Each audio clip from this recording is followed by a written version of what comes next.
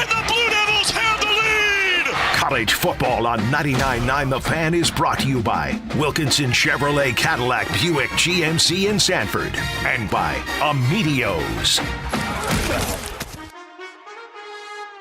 $5, that's a deal, yeah. McDonald's money, I got McDonald's money. One meal just to make me feel better. All I wanna know is, can I get a hot and spicy patty to make nuggets so crisp? And the fries go to yellow, yeah, McDonald's don't miss, yeah. Order on the app or the drive-thru quick, yeah. $5, that's some deal, yeah. I got McDonald's money, I got McDonald's money. At participating McDonald's. Hey, John, why so glum? I just got let go. The company's downsizing. This is the third time in the last 2 years. I'm done with this. Have you thought about My Computer Career? I've heard they can train you for a career in IT in just a few months, including cybersecurity and the basics of AI. And you don't need prior training or experience. Now that's a recession-resistant career. Wow, thanks. I'll check them out. Go to mycomputercareer.edu and take the free career evaluation. mycomputercareer.edu. Financial aid is available for qualified students, including the GI Bill. It's Tim Donnelly for Window Nation. It's getting cold. Your heating bills are on the rise, and your house's old and damaged windows are letting all of that heat and your money go right out the window. Good thing there's Window Nation. Right now, buy 2 windows, get 2 free. Plus, pay nothing for 24 months. You'll love your windows like Albert, who says great value, great product, and great customer service. Hurry, sale ends October 31st, so schedule a fast in-home estimate right now at 866-90-NATION or at windownation.com. Whether it's the future of college football or my love for the Ryder Cup, it's all found in the Best of the Adam Gold Show podcast, brought to you by Coach Pete at Capital Financial Advisory Group. Visit us at capitalfinancialusa.com. I feel like I'm constantly cleaning hair off my bathroom floor. At least my Swiffer Sweeper makes it easy. Sweeper heavy-duty dry cloths have ultra-thick pads to trap and lock hairs, like a hair magnet. And when I'm finished cleaning up my hair, Sweeper takes care of his too. Now the hair's gone, all thanks to Swiffer. Try Swiffer Sweeper heavy-duty dry cloths. I promise you'll love them or your money back. And also try Swiffer Sweeper Wet to make quick work of tough, sticky messes. This hour of the Triangle Sports Leader is powered by Ritchie Law Firm, injury lawyers.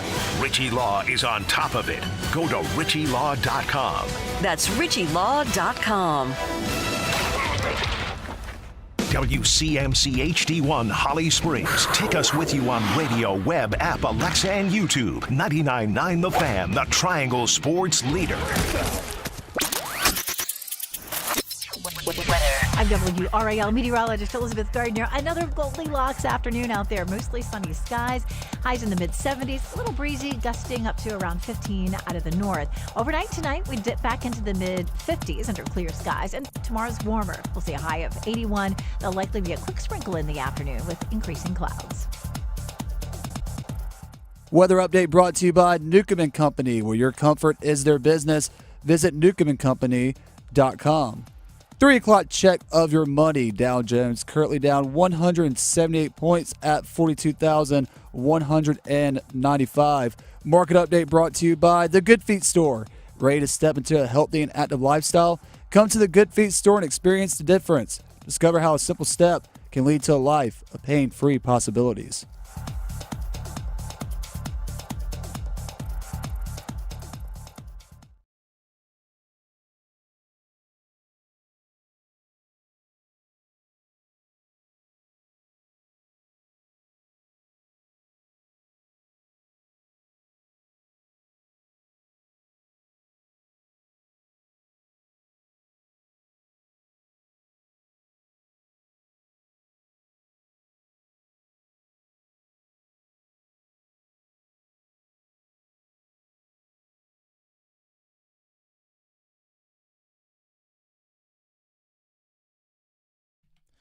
It is The Drive with Tim Donnelly on 99.9 The Fan. Dennis Cox sitting in for Tim Donnelly today. That's why you don't hear a scraggly voice.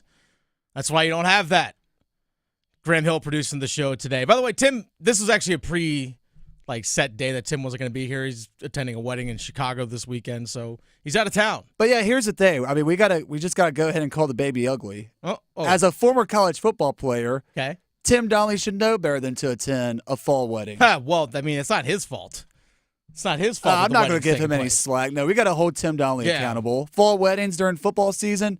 Come on, Tim. Hey, that's that. I'll put that on Tim. I'm kidding. I hope he has a great time. Safe travels. Chicago's a beautiful city, and hopefully he comes back well rested. Well, and with a voice. Yeah, and with the voice as well. I'm also hoping that his weekend is going to be better than Panthers fans are probably going to experience this weekend. Yeah. By the way, I'm calling this weekend Prove It Weekend. Okay. It's not just for the Carolina Panthers. I'm talking for Duke, for Carolina in football.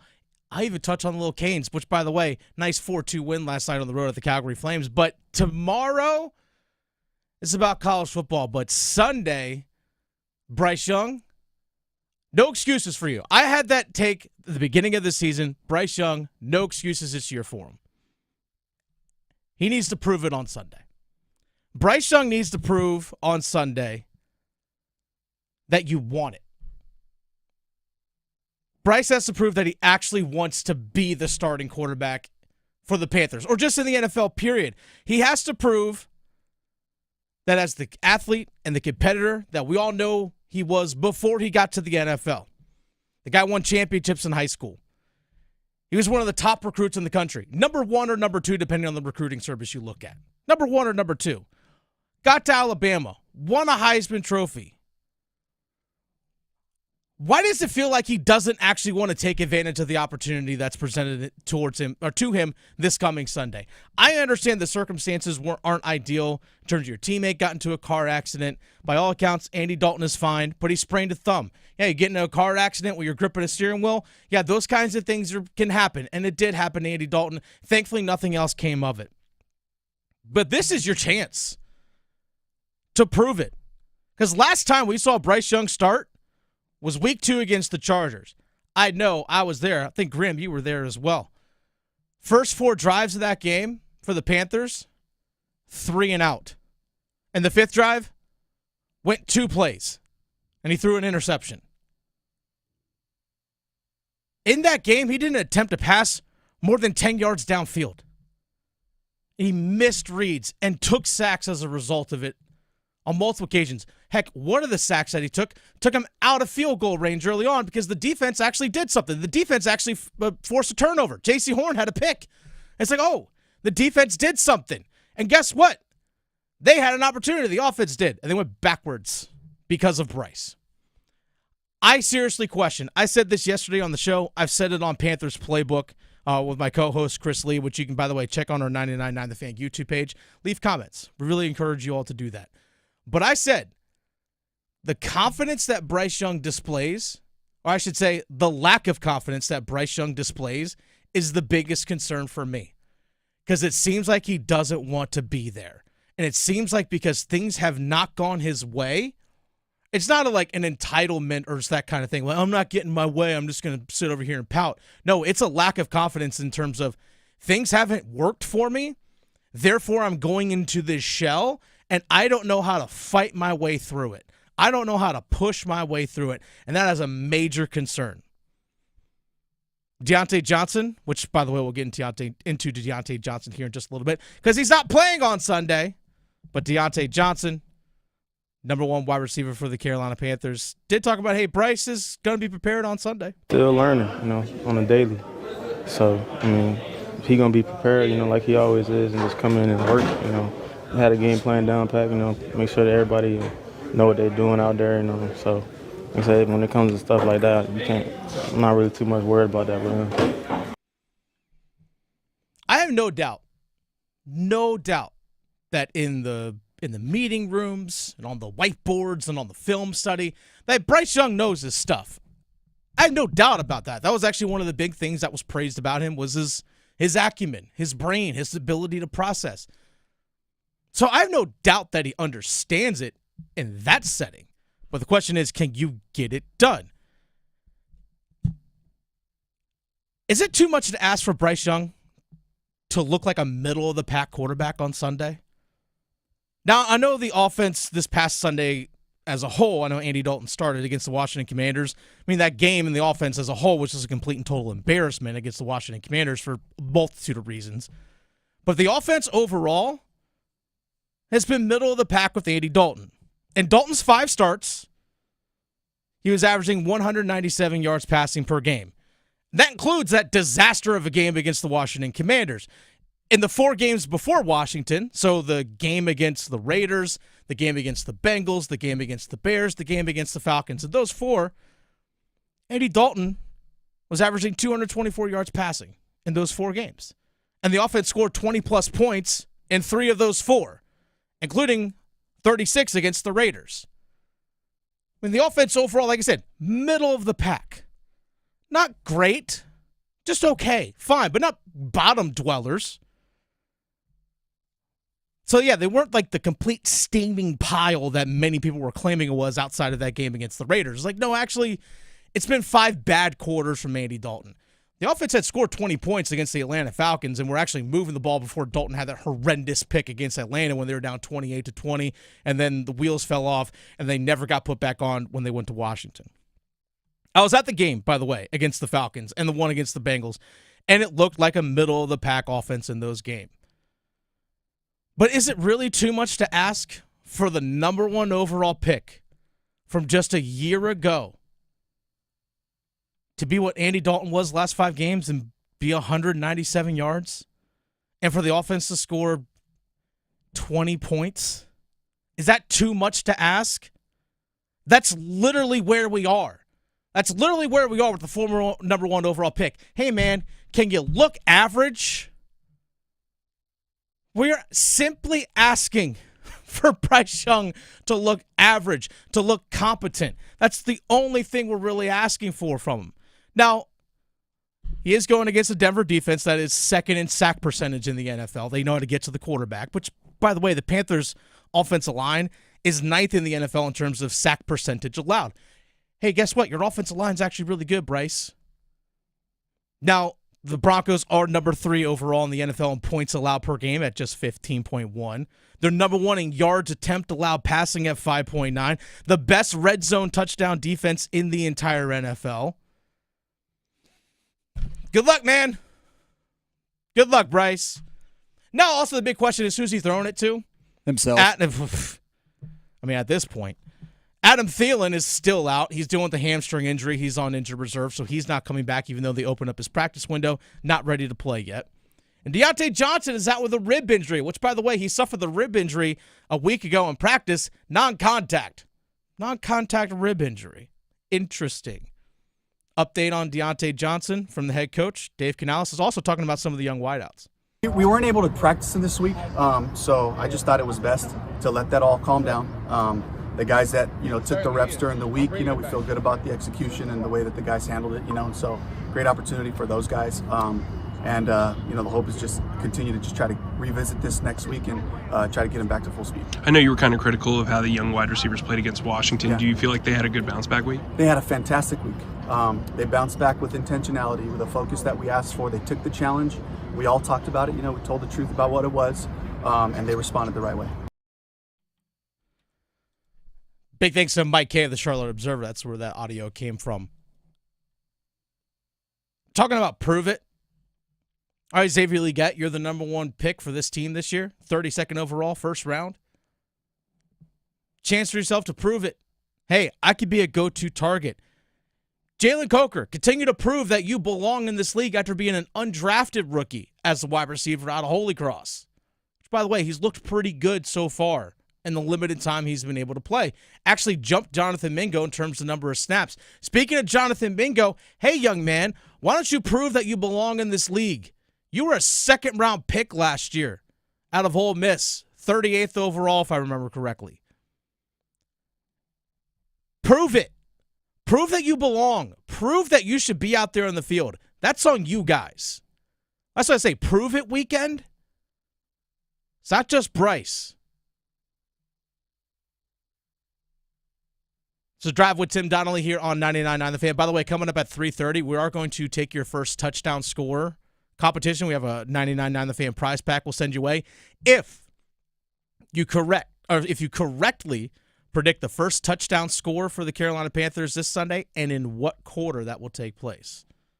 So we'll have that for you coming up at 3:30 today. But let's lift our spirits, Graham, to a team we can rely on winning in the Carolina Hurricanes. Now, just because they're off to a hot start, 4-2, that doesn't mean there isn't still something to prove from 2 stars. I'll tell you who those stars are in 4 minutes. Keep pounding. Panther Talk, Panthers Playbook, the Pawprint. Follow your Carolina Panthers all season with us. Dalton this time in a pistol set. Here's the snap. Hand off Chuba Hubbard straight up the middle. Big hole. He's got the 20, 15, 10, 5. Goodbye. Touchdown, Chuba Hubbard. Your home for complete Carolina Panthers coverage. 99.9 The Fan, the Triangle Sports leader. At Uline, the prevailing opinion is, if you don't live it, you don't believe it. The people at Uline believe in hard work, and they live it by being there 24/7 to answer your call, having 41,000 items in stock, and offering same-day shipping from 12 locations across North America. Business owners, sellers, buyers, shippers, and packers believe it. Uline is the hard-working, dependable source for your shipping and industrial supplies. Visit uline.com. Hey girl, haven't seen you downtown lately. Nope, sticking to our go-to places. You mean like Sharky's? Well, we love our Sharky's. Best wings and gumbo on the planet. But we never miss the $5 sangrias on Wednesdays at the new Salt and Lime. And Mexican pints on Thursdays for $3. You know my boy loves the House of Hops. No better selection of craft beer in the state. Loves their specials, their food trucks, and you know I love my wine. They have a wonderful selection. And have I told you about our new takeout spot, Che Empanadas? It's right next to Sharky's. They have 20 different types of authentic Argentinian empanadas, and they are incredible, especially the breakfast ones. You gotta try it. Sounds perfect. And how awesome is it that they're so close to each other? Yes! Give them a try. Che Empanadas, House of Hops, Salt and Lime, and Sharky's. Just a hop, skip, and a jump from each other off Durham Road, Glenwood, and Grove Barton. With all these new winners at the North Carolina Education Lottery Winners Club, we need to decide who's in charge. We need a top prize winner. We need someone who's good with words, like us crossword winners. If elected leader, I will extend the hours during which all winners can use the diamond-encrusted hot tub. Nice. New scratch-offs mean new winners. This month's tickets are packed with $370 million in total prizes. The Winners Club awaits. Must be 18 to play. Approximate overall odds of winning range from 1 in 3.04 to 4.31. Problem gambling helpline 877-718-5543. I want to learn how to cook, but I keep ordering takeout. I plan to rearrange my closet, but I stopped after picking the clothes up off the floor. Accomplishing goals is hard, but when your goal is to learn a new language, Babbel makes it easy. In just 15 minutes a day, Babbel's award-winning language learning app will help you start speaking another language. Start having conversations in as little as 3 weeks. Comment tu t'appelles? Comment tu t'appelles? Vous êtes où? Vous êtes où? Babbel's bite-sized lessons make it easy to learn words and phrases you'll actually use. So when someone asks, "How's your French going?" you can say, Babbel est amusant et facilite grandement l'apprentissage d'une nouvelle langue. Et cela ne prend que 15 minutes par jour. When you want to really learn another language, it starts with Babbel. Babbel, language for life. Celebrating 10 million subscriptions sold. Now try Babbel for free at Babbel.com. Just go to Babbel.com and start learning a new language today. That's Babbel.com. Babbel.com.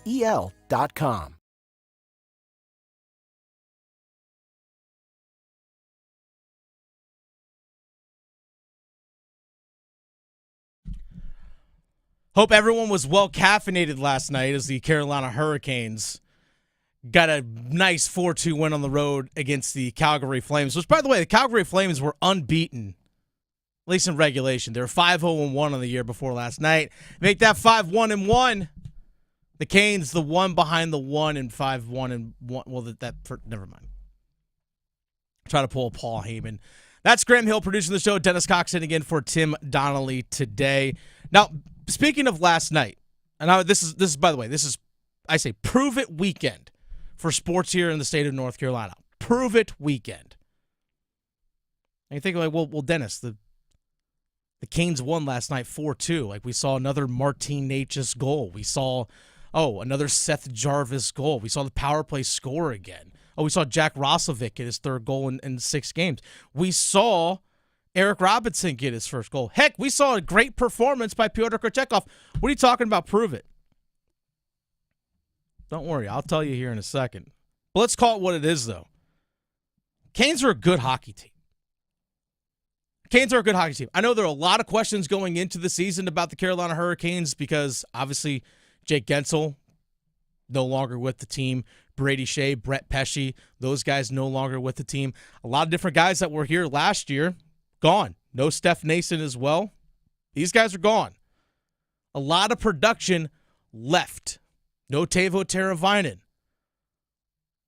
Well, okay, insert new guys. Shane Gostisbehere, Sean Walker, Eric Robinson, William Carrier, Jack Roslovic. We're like, well, these guys don't have the overall production, these guys coming in, that the guys left had. Well, it doesn't mean you're not a good hockey team. So even a lot of people question, is this team even capable of making the playoffs? Well, heck, the way they've started this season, yeah.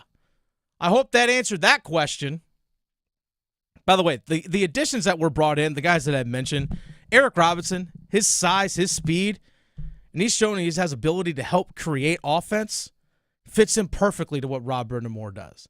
I actually was sitting in for Adam Gold recently for one of the Canes games, actually when they were on the road at St. Louis. I did Storm Watch and Aftermath as well as intermissions, and I talked to Walt Ruff from Hurricanes.com. I asked him about Eric Robinson, just how well he fits. Just his style of play fits in perfectly with what Rob Brind'Amour wants.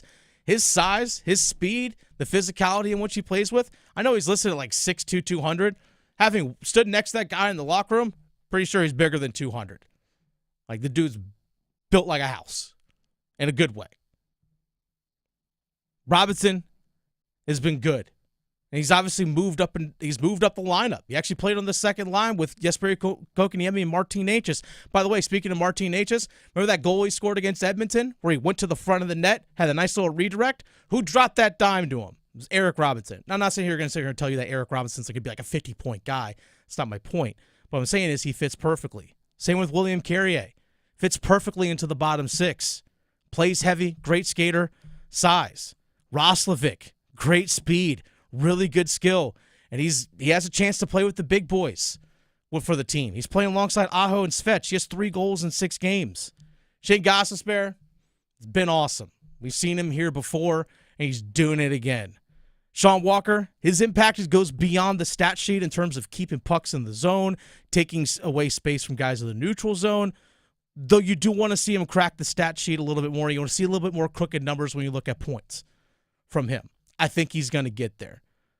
The one thing that Shane Gostisbehere has over Sean Walker is that Gostisbehere played here before.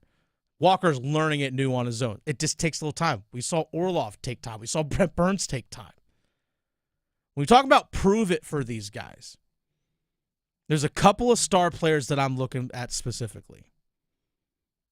Martin Necas. Martin Necas, you're off to a hot start, man. 8 points in 6 games. Another goal last night. The guy's been playing awesome. My question for you is, Martin Necas, is this a hot stretch or is this who you are now? That's the big question. This is where the prove it comes in. Is it a hot stretch or is this who you are? I've always said this. I've said it on this show. I've said it on other shows that I've hosted. I know Tim has even echoed it from me. Everyone is capable of having a great moment. That moment could be a great game, a great play, or even just like a hot stretch. I call those, it's a moment in the course of, again, it's all relative. 6 games over the course of a season, of an 82-game season, that's a moment for me. In a single game, someone might have a really great game. That's just a moment. Is that who you are, or is it just a great little stretch? So this stretch that Martin Necas is on right now, from a point production, has been amazing. But here's the thing that really has stood out about Martin Necas. He's committed to playing defense, which is the one thing that Rob Brind'Amour has wanted him to do. Commit on the defensive end of the ice, and you'll be rewarded on the offensive end. Martin Necas is the fastest guy on the ice anytime he's out there. They literally put up a graphic last night during the TV broadcast of top speed of guys hit in the NHL this season, and he had like the 5th fastest top speed of anyone in the league. So yeah, there's no excuse that you should get beat down the ice when you got a back check. No excuse. You're literally the fastest guy out there. And he's committed on the defensive end, which is the big thing that has hung him up.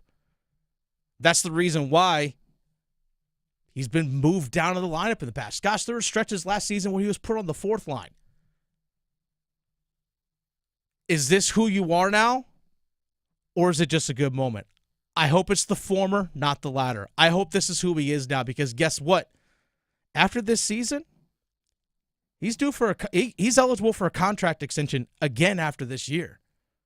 I know he signed a 2-year deal, but you can sign a contract extension when you have 1 year left on your deal. So for him, if he wants to really hit big, whether with the Canes or if the Canes flip him and, because they get something big in return, they can't agree to a contract or something, yeah, this is a big prove-it year for him. The other one's Andrei Svechnikov. We know the dude's talent. He's actually played pretty well. Like, the guy's had a pretty good season so far, but 1 goal in 6 games. He's missed out on some good opportunities, though. Exactly. The guy has played too many good shifts. I was actually just talking with Adam Gold, who hosts the Adam Gold Show from noon to 3 here on The Fan. As I was coming into the studio, he was stepping out, a little line change. And we were just asking about Svech, and we're just talking about him. He's like, yeah, the guy's played too well to only have 1 goal and 4 assists. That's the thing. He has to finish more of these opportunities that he's had. We know his talent. He has to prove that he can stay healthy. That's the biggest thing. He has to play 80-plus games. He has to play 80-plus games. I know if you look at like his career stats in terms of games played, a couple of those seasons are skewed a bit because of COVID years and that kind of stuff. So some seasons were shortened. But the last time the only really time we saw him get 82 games was his rookie year. Like, okay, you're a rookie. But in 21-22, he played 78 games. 30 goals, 39 assists, nice season at 69 points. That's the only time he's hit the 30-goal mark. That's it. Now, 5 points overall in 6 games. He's had points in 4 of the 6.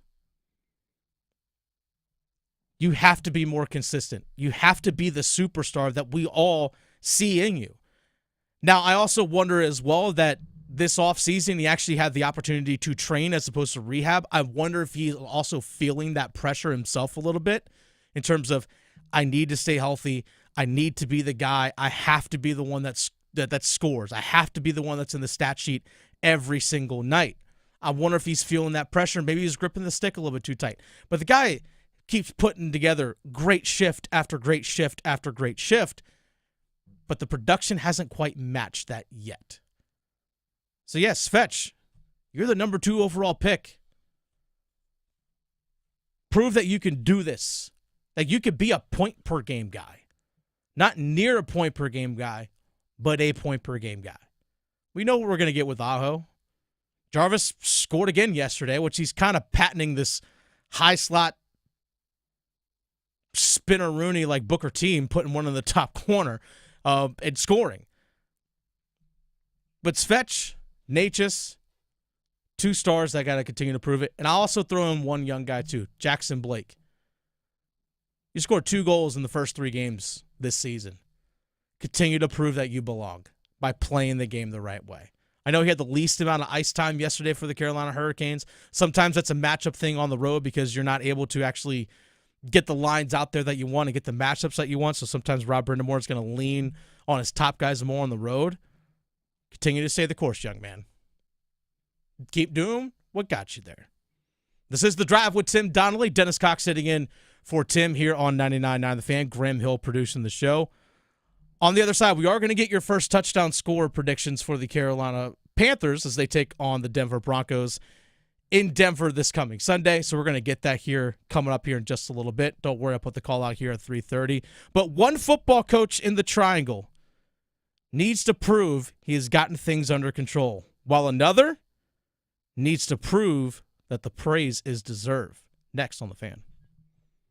Evan, Canty, and Michelle are unsportsmanlike. We know that Juan Soto loves playing on the big stage. He is a star that loves the spotlight. And you get that with either New York team. But with the Yankees, it's just a little different. Yeah. Wearing those pinstripes is just a little different. If Juan Soto has a comparable financial offer from the Yankees and the Mets, those are things that could influence that decision. Mornings from 6 to 9 on 99.9 The Fan, the Triangle Sports Leader. Hello, I'm John Heister for the Heister Automotive Group. And we're constantly looking for ways to serve you better. One of the ways we do that is with something we call a Go-See. And that's where you select a vehicle from our inventory, and we have thousands, and we get one of our product specialists to bring that vehicle to you at your convenience. How do we do that? Well, it's simple. We have a group of employees that are evaluated based on the number of presentations they do. They're glad to do it. So it's just one more way we get off our keister and bring Heister to you.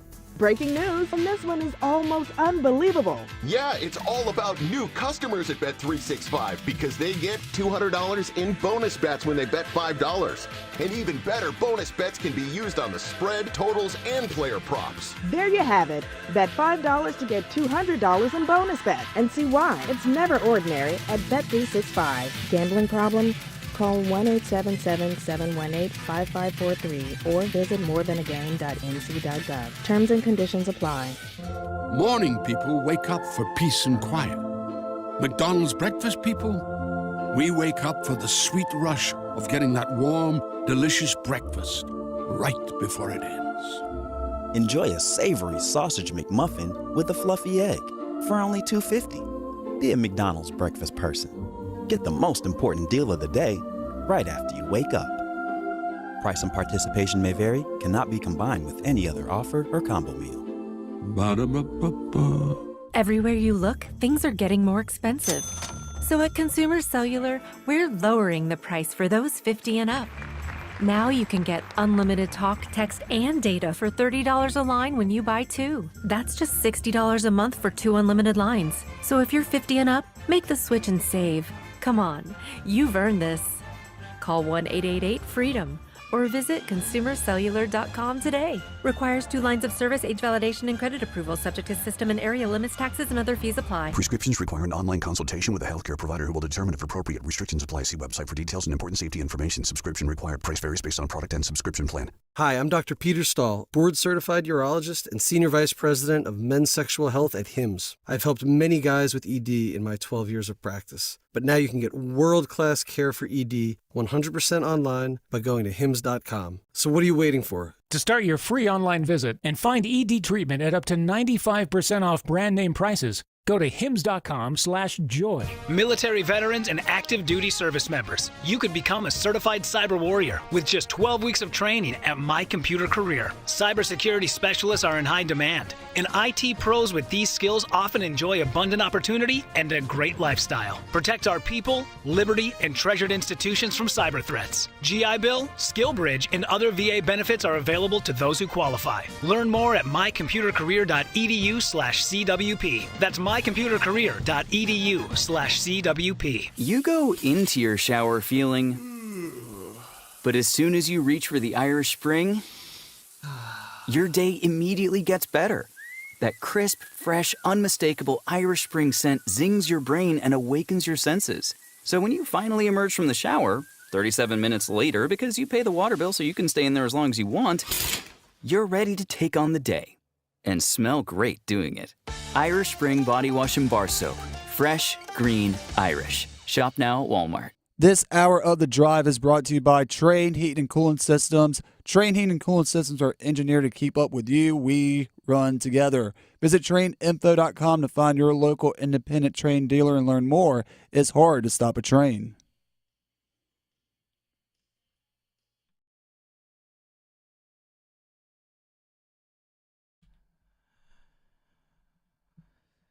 It's a Prove It weekend, and you have a chance to prove it right now that you know who's going to score the first touchdown for the Carolina Panthers this Sunday. 919-860-5326.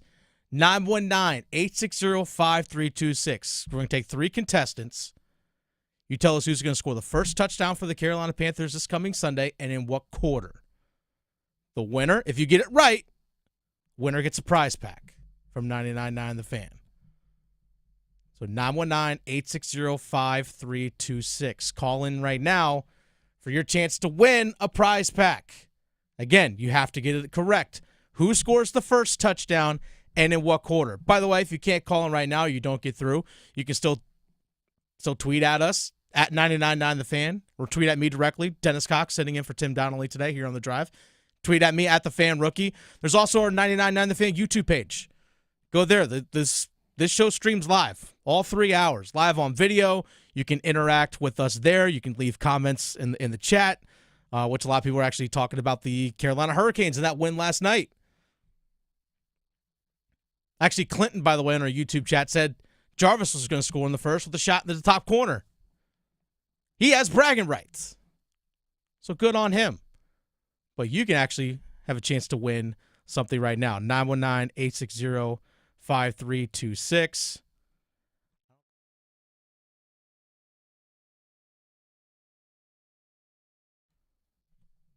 So, yeah, we need 3 contestants here. 919-860-5326.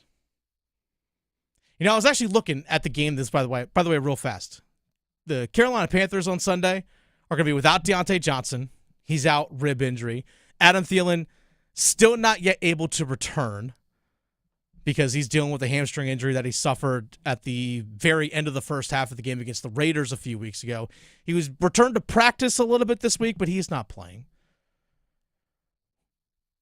So anyway, good luck, Bryce Young, passing the ball this weekend. No Andy Dalton. Well, Andy Dalton's officially listed as doubtful because of his thumb injury, but we shall see. I'm actually going to go ahead and make my prediction on this one.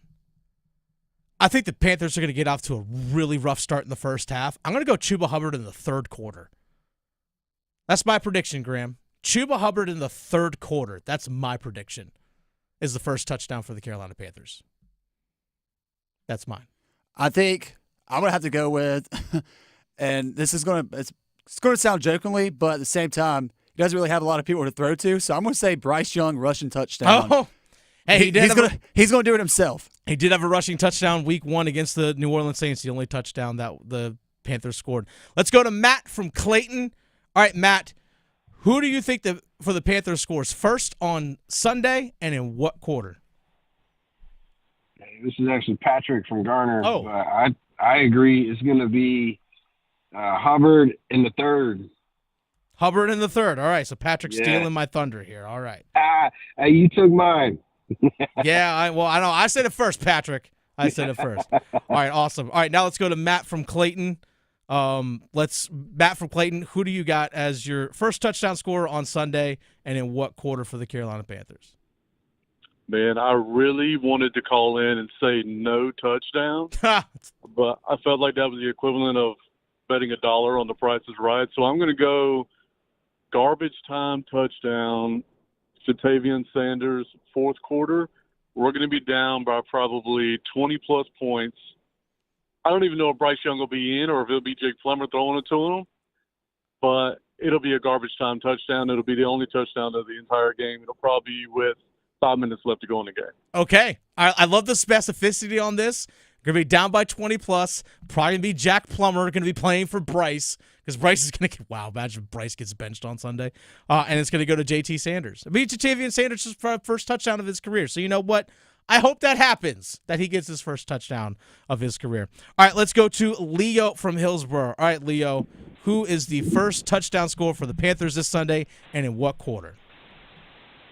I got Hubbard punching it in right before halftime. Okay, I like it. Just before halftime. So Hubbard in the second quarter. All right. Love the picks, guys. Stay on the line. Graham's going to get some information from you all real fast.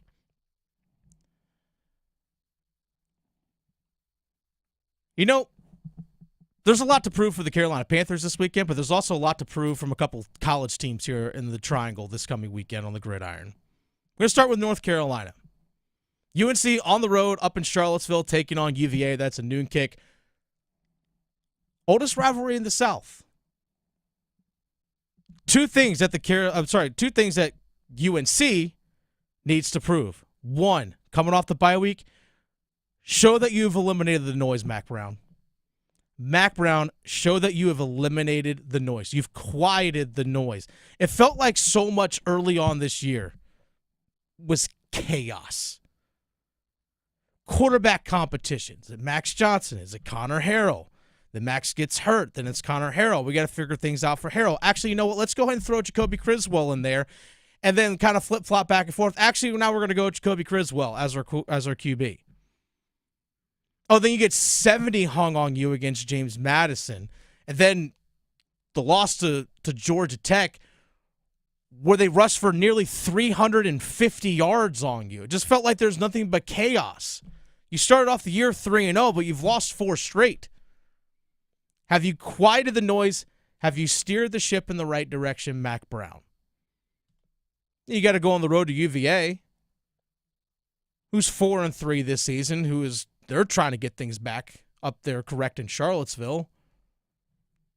Calandria, their quarterback, kind of an undersized guy, but it's got some moxie to him. Kind of feels like he's like the perfect college quarterback, I like to say, like your stereotypical. Yeah, that guy's a college quarterback, doesn't have a pro future, but the guy's going to make some highlights here at the college ranks. We remember last year when they run on the road to Virginia, got upset. We had Drake May and everyone else. Okay, can you right the ship? Speaking of defense and all the chunk plays that you've given up this season on defense, have you fixed things defensively in terms of your pass defense this week? I guess say during the off week. Against Charlotte, I actually went to the game, the home opener against Charlotte earlier this year. And I was at the game. And I remember in the first half alone, actually I still have the notes written down here on my computer. Chunk plays in the passing game in the first half alone of 23, 25, 30, 37, 40. All in the first half. All in the first half. Then actually the starting quarterback for Charlotte gets hurt. They put in a true freshman, comes right in there. Deep shots again. More chunk plays from the backup quarterback. It was a 34-yard pass play right at the beginning of the second half against Charlotte. That's a group of 5 school. I'm not saying Charlotte's, terrible team or anything like that, but it's not like Charlotte is a dominant group of 5s program. You let them come in and just put up big play after big play after big play. I mentioned the 70-point game against JMU already. Need I say more? Graham, I think that one just speaks for itself at that point. But you've constantly at UNC have allowed big play after big play after big play in the passing game. Now, I understand that Kamen Rucker's been hurt, who's supposed to be one of your top edge rushers and your top pass rushers on your team. I know he's been banged up, but still,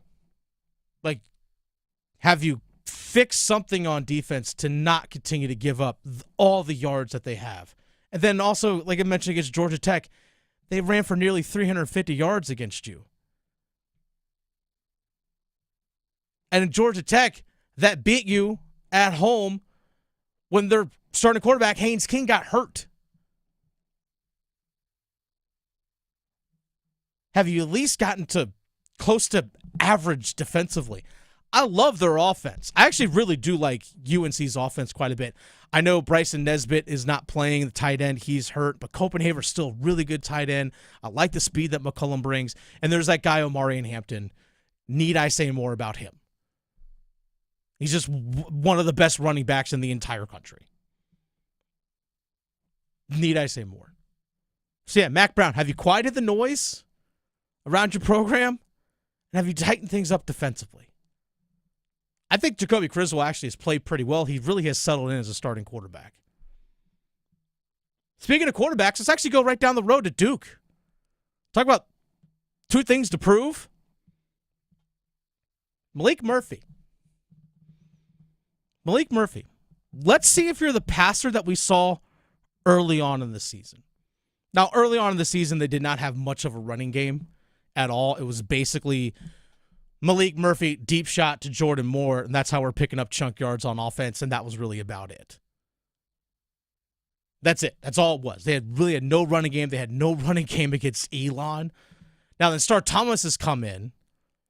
The running game has gotten going, which I think has alleviated some of the pressure on Malik Murphy, but we've seen his numbers passing decline as the season has gone on. Now, he's still thrown for quite a few touchdowns and such, but last week against Florida State, 70 passing yards, 14-21, 70 passing yards. Now, I know his top receiver, Moore, got hurt during the game. I understand that.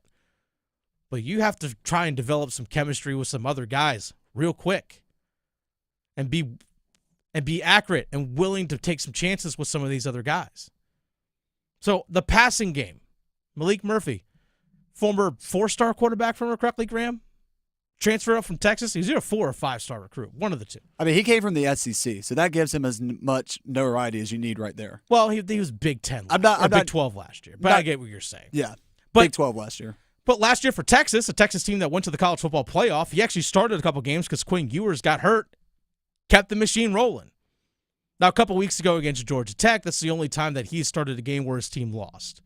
He bounced back. You got the win coming off of your bye week, but you want to see the offense get better than what it was. The offense against Florida State wasn't very good for Duke. It wasn't. Hey, you got the win. First time you beat Duke in your program's history, you ain't giving the wins back. You ain't giving them back. But, man, you would really love to actually really take advantage of this opportunity that you have against a good team in SMU coming in, which gives me to my second point, Graham. Second thing that needs to be proven from Duke. This goes to head coach Manny Diaz. This goes to Duke as a whole. Show that you can run with the big boys and with the good teams.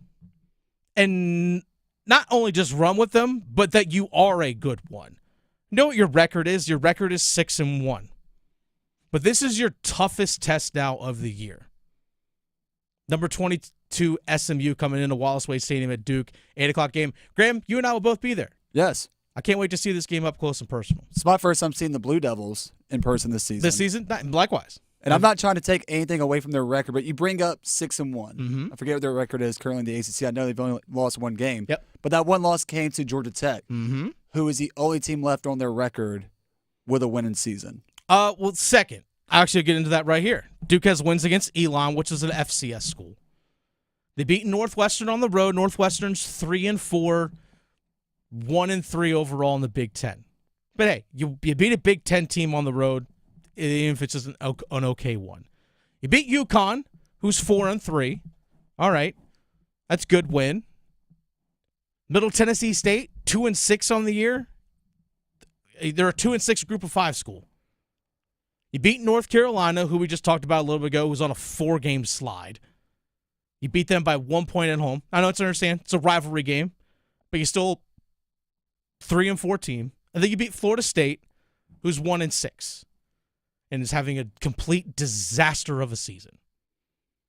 Your loss is to Georgia Tech, who's 5-3 on the year. Now, Georgia Tech's a tough out. They really are. They're not an easy team to beat. But again, your only loss this year is to Georgia Tech, who's 5-3, in which you actually had a 14-10 lead going into the fourth quarter. They had a 14-10 lead going into the fourth quarter against Georgia Tech, and Georgia Tech scored 14 unanswered in the fourth to win that game. And here's the thing as well, when we talk about proving you can win these games and beat these good teams, you have to finish when the opportunities present themselves. For example, in that Georgia Tech game, twice in the fourth quarter, Duke got inside the red zone or near the red zone and came away with 0 points. They got a long kick return to start the second half. They went forward on fourth down. They got a long completion, but it was offensive pass interference, and it pushed them back, and they had a punt. After starting on Georgia Tech's 32-yard line, you're already knocking on the door field goal range already. And you got 0 points out of that. Another time they got down inside the 10-yard line. 4th and 1, they wanted to punch in to try and get a touchdown. They wanted to extend the drive. They're a 4th and 1 inside the 10-yard line. Didn't pick up the yard when they needed it. And sure enough, Georgia Tech comes back and wins. Good teams get points on those two drives. At least touchdowns on one of the two. They got 0 points on those two drives. Open the door for Georgia Tech to make their comeback. Doing Georgia Tech things. So Duke, head coach Manny Diaz, who joined us here on the show yesterday. Time for you to prove that you belong with the big boys of the ACC this season. Show that you really are that good. Show to everyone that votes that you deserve to have a number next to your name. Like when you say number 22 SMU, prove that after this week, you deserve to have a number next to your name. Because, hey, we're 7-1. We just knocked off a top 25 team in SMU. Put a number next to our name. Which, by the way, get a win. You're right there in the thick of it in the ACC. You're right there in the thick of it in the ACC. Clemson's undefeated in the conference. Miami's undefeated in the conference. SMU is undefeated in the conference at 3-0. And look at old Pitt. Pitt, 3-0 in the conference, 7-0 in the ACC. Graham, they beat the brakes off of Syracuse yesterday. I'm talking straight, put boots right to where the sun doesn't shine yesterday. Syracuse also did not do themselves any favors with the amount of turnovers that they had, and every time that they did turn the ball over, they just pretty much said, hey, here's the football back, and also here's great field position for your offense to work with. Or it was just a free trip to the end zone. We talked a lot about Kyle McCord yesterday, the quarterback for Syracuse, and how just awesome he's been this season. Man, bad time to have a bad time. Picked a bad day to have a bad day. He had 4 interceptions in the first half alone. 3 of them went back to the house. 3 of them were pick sixes. There was a point last night where Pitt had less than 90 yards of offense, and they were up 31-0. It's like, wait a second. I guess, is Pitt good? Is Pitt for real? I mean, 7-0, 3-0 in the ACC, and just beat the brakes off a team that was 5-1 going into that game in Syracuse? I'm not gonna lie, Graham. Like this ACC just got even more weird. I was not expecting Pitt to be 7-0 at this point. I don't know, Graham. They might be pushing themselves up for a chance to, I don't know, win some more games. It's funny. It just felt like early in the conference slate, it was like nobody wanted to win the ACC. Like everybody was just putting themselves in situations where, I think back to the NC State game where they got in their blowout loss to Clemson, which now it looks like Clemson's a really good football team. Mm-hmm. And now it's looking like, I'm not going to say anybody can win the ACC, but there's really some dark horse contenders that have shown up out of nowhere with teams like now Pitt. We knew how good Miami was, or we heard how good Miami was going to be. It was just up to them to go out there and prove it. And then Clemson, despite giving all, the jokes on Dab about not going to the transfer portal, look is at the top of the standings right now. It's them in Miami. Now, I know Clemson had that stinker of a game to start the year against Georgia, but hey, it is what it is. Louisville's on the come up. Louisville, I don't know. I'm kind of turned off on Louisville. They're 4-3. They had that crazy wild game against Miami the other day on this past Saturday, which, by the way, real quick on Miami, they keep playing these like high-scoring shootout style games. I have questions that if their offense doesn't show up, if Cam Ward just has somewhat of an average day, I don't know if their defense is going to be able to hold up, to be honest, because they keep giving up all these points against teams that probably should not be scoring all these points against them. For example, Cal's offense this year has been pretty putrid. Cal scored 38 against Miami. Virginia Tech scored 34 against Miami. Louisville scored 45 against Miami. Your defense the last few weeks from Miami has not been great. But again, Pitt, man, they're pushing themselves right there at the top of the ACC right now. Pitt last year actually lost their final game of the regular season on the road at Duke,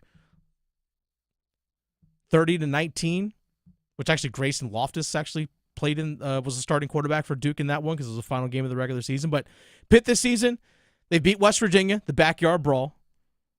They've also beaten Cincinnati, who Cincinnati's kind of dropped off from what they were after making the college football playoff a few years ago. They beat Kent State, Group of 5 school, beat Youngstown State, blew the doors off them 73-17 because it's an FCS school. But they went on the road at UNC, won that game. They beat Cal at home 17-15, which, by the way, Cal continues just to lose crazy close games. And then they beat the brakes off of Syracuse. So I can't figure out the ACC, Graham. I just can't. All complicated conference. Yep. That's the all-complicated conference. It was all coast conference. Now it's just the all-complicated conference. The all-complicated conference. Golly. If you had to pick one school right now that wins it, give me one. For the ACC. Just pick one right now. Who's going to win this thing? Clemson. I'm with you. I think Clemson actually does because Miami's defense to me hasn't shown they can get a stop when they need it. It's just Cam Ward just outscoring everybody. That offense outscoring everybody. Miami's defense definitely has some holes in it, and college football nowadays, I don't know how many teams can really just rely on outscoring the other. At some point, your defense is going to have to show up. Clemson, to me, all around, just both on offense and defense, is the best team right now in the conference. The only time Clemson has looked bad or has given up points on defense is when their backups are in. So, yeah, at least you know what, lately. maybe as long as you don't blow out teams and you keep your starters in, give me the Tigers to win a majority of their remaining games on their schedule. Yeah, they were up 38-10 going into the fourth quarter against UVA, and UVA then they scored like 3 touchdowns, I think, in the fourth quarter. So some garbage time scores against Clemson the other day. But hey, it's what it is. This is The Drive here on 99.9 The Fan. Dennis Cox sitting in for Tim Donnelly today. I almost said for Adam Gold because I'm so used to sitting in for AG. I almost said sitting in for Adam Gold. But no, sitting in for Tim Donnelly today. Graham Hill producing the program. Real quick, programming notes for you all this weekend. World Series starts tonight, by the way. World Series starts tonight. I think it's 8:08 first pitch. You can actually listen to that game right here on 99.9 The Fan. So if you're a Dodger fan or a Yankee fan, hey, let's have some fun. Let's get after it this series. By the way, this series, Yankees-Dodgers, bringing all the heavy hitters. I say that with, pun intended. All the heavy hitters. You're getting Aaron Judge. You're getting Juan Soto. You're getting Giancarlo Stanton. You're getting Mookie Betts. You're getting Shohei Ohtani. I mean, if you're a baseball fan, just enjoy the sport as a whole. This has got all the big stars right there for you. This is a perfect World Series. I'm also grateful, Graham. This is also the World Series that I predicted. I also said Dodgers in 6. Dennis Cox knows baseball. Sometimes you got to prove it. Sometimes you just got to prove it, Graham. Actually, I'll be honest, I don't follow baseball super closely. I really don't. I just don't have the bandwidth to follow it super closely anymore. But I understand who some of the top dogs are. I really do. I will say this as well. This is something that actually really has turned me off of baseball over the last few years. It's just the way analytics and numbers have driven a lot of the nuance out of the sport away. I remember a few years ago when it was Tampa Bay was playing the Dodgers in the World Series. And I forget who it was. He played for the Durham Bulls. I can't remember his name. He was pitching for the Rays and was dealing. And it was around like the 6th inning or so where he gave up 1 hit, and I think it was the 3rd time he was really facing the lineup for the Dodgers. Gives up a hit while the team had a lead. Manager basically looked at the stats and the numbers and said, all right, analytics tells me I need to take this guy out and put in a reliever. Even though his team had the lead, he said, I'm going to trust analytics to make this decision for me in the World Series. Analytics are good for over the course of the season, but when it comes to in the moment where you need your best, that's when I want my best pitcher with the ball in his hand. And the manager for the Rays said, nope, changing this up. Going to go to the bullpen. Sure enough, the Dodgers are like, oh, they're taking out their guy who's dealing? Okay. They took advantage of it. Dodgers go on and win a World Series. That has turned me off from baseball so much. It really has. Because this is one of the things, actually, the reason why I like about Shohei Ohtani is that, yeah, he can hit for average, but he obviously can hit for power, hit 50-plus home runs this season. But the guy can steal bases, which is a thing that I think is a lost art in baseball. You would see sometimes at the end of the year, like, oh, who was the stolen base leader in majors? It was someone who had like 83 stolen bases on the year. You don't see that anymore. No one, like, base runners don't know how to put pressure on a defense. Like, let's put stress on the pitcher and on the defense to all right, I got to shade towards second base because I got to be ready for a throw to coming down, which actually opens up a gap in the defense where the guy at the plate can actually poke a single through, and I can go from first to third. Yeah, you don't see too much small ball anymore. You don't see that at the major level. No nuance. Dennis Cox sitting in for Tim Donnelly. 1 hour down. And in 4 minutes, I'll give you 3 reasons why the Carolina Panthers need to keep Chuba Hubbard. Hey, it's Adam Gold, and do you have a late-night craving for in-depth analysis on the Carolina Hurricanes and their latest game, their latest win, their pursuit of the Stanley Cup? Well, I can quench your thirst. I can feed that appetite on the Canes Corner podcast, the morning after edition, which drops the morning after every Hurricanes game. Get it wherever you get your podcast. Brought to you by the Aluminum Company of North Carolina. The final shot at the Championship 4 comes down to a track that's been here from day one, Martinsville. NASCAR Playoffs weekend at Martinsville Speedway, November 1st through the 3rd. Get your tickets now at martinsvillespeedway.com. Who will be crowned King of the Court? Find out at DraftKings Sportsbook, an official sports betting partner of the NBA. Opt in, get a daily NBA Profit Boost token. Pick a pregame NBA player prop to boost to lead the league that night in points plus rebounds plus assists, and win a share of $1 million in bonus bets. Download the DraftKings Sportsbook app and use code TIMD. That's code TIMD with no spaces on DraftKings. The crown is yours. Gambling problem? Call 877-185-543 or visit morethanagame.nc.gov. 21 plus, North Carolina only. Eligibility restrictions apply. 1 NBA prop bet profit boost per customer. Tokens expire at the start of the final NBA game each day when offered. Use token on PRA Stat Leader to receive equal share of $1 million in non-withdrawable bonus bets that expire in 168 hours. Additional wagering restrictions apply. For additional terms and responsible gaming resources, see dkng.co/bball. It's time for the Coastal Scholar Athlete of the Month. Creighton Blackwell here from Coastal Credit Union and 99 The Fan, and it is time for our Scholar Athlete of the Month. Today, we are here at Willow Springs High School, and we're here to celebrate Ansley Ayers. She's really encouraging and will make sure that you're comfortable with whatever you're doing, and I never have a bad time when I'm around her. Her energy is always very uplifting at practice and competitions. Last year we won a state championship. You know, she was there in the corner again, hyping everybody up, just giving them just some words of wisdom before they hit the mat. Ansley is an amazing athlete. She's a leader on the team and a great student. Love having her in class, and she's really good and represents the school well.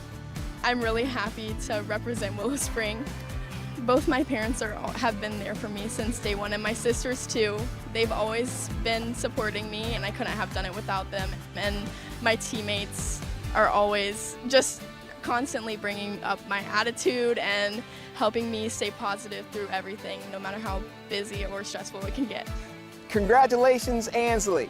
For over 20 years, 99.9 The Fan and Coastal Credit Union have been recognizing scholar athletes at Triangle area schools. If you'd like to nominate a high school athlete, text AWARD to 919-860-5326. That's AWARD to 919-860-5326.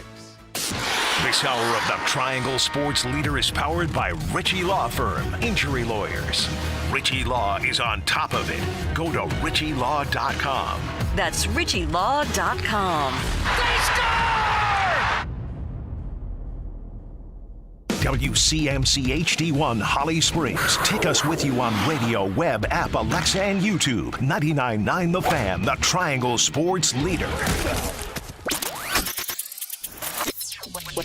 I'm WRAL meteorologist Elizabeth Gardner. So pretty out there this afternoon. Sunny skies with highs in the mid-70s and a mild night tonight, 54 with clear skies. Tomorrow's warmer. We'll see a high of 81, small chance of a sprinkle. And then Sunday's much cooler. We'll see highs only in the mid-60s. Weather update brought to you by Newcomb & Company, where your comfort is their business. Visit newcombandcompany.com. 4 o'clock check of your money. Dow Jones down 259 points at 42,114. Market update brought to you by the Good Feet Store. Ready to step into a healthy and active lifestyle? Come to the Good Feet Store and experience the difference. Discover how a simple step can lead to a life of pain-free possibilities. This hour of the drive is brought to you by Zero Res. Celebrate the spooky season with Zero Res. Get 3 rooms of carpet clean with Zero Res, starting at just $119, and get a free dryer cleaner with the purchase of an air duct cleaning. Look online at ZeroResRaleigh.com.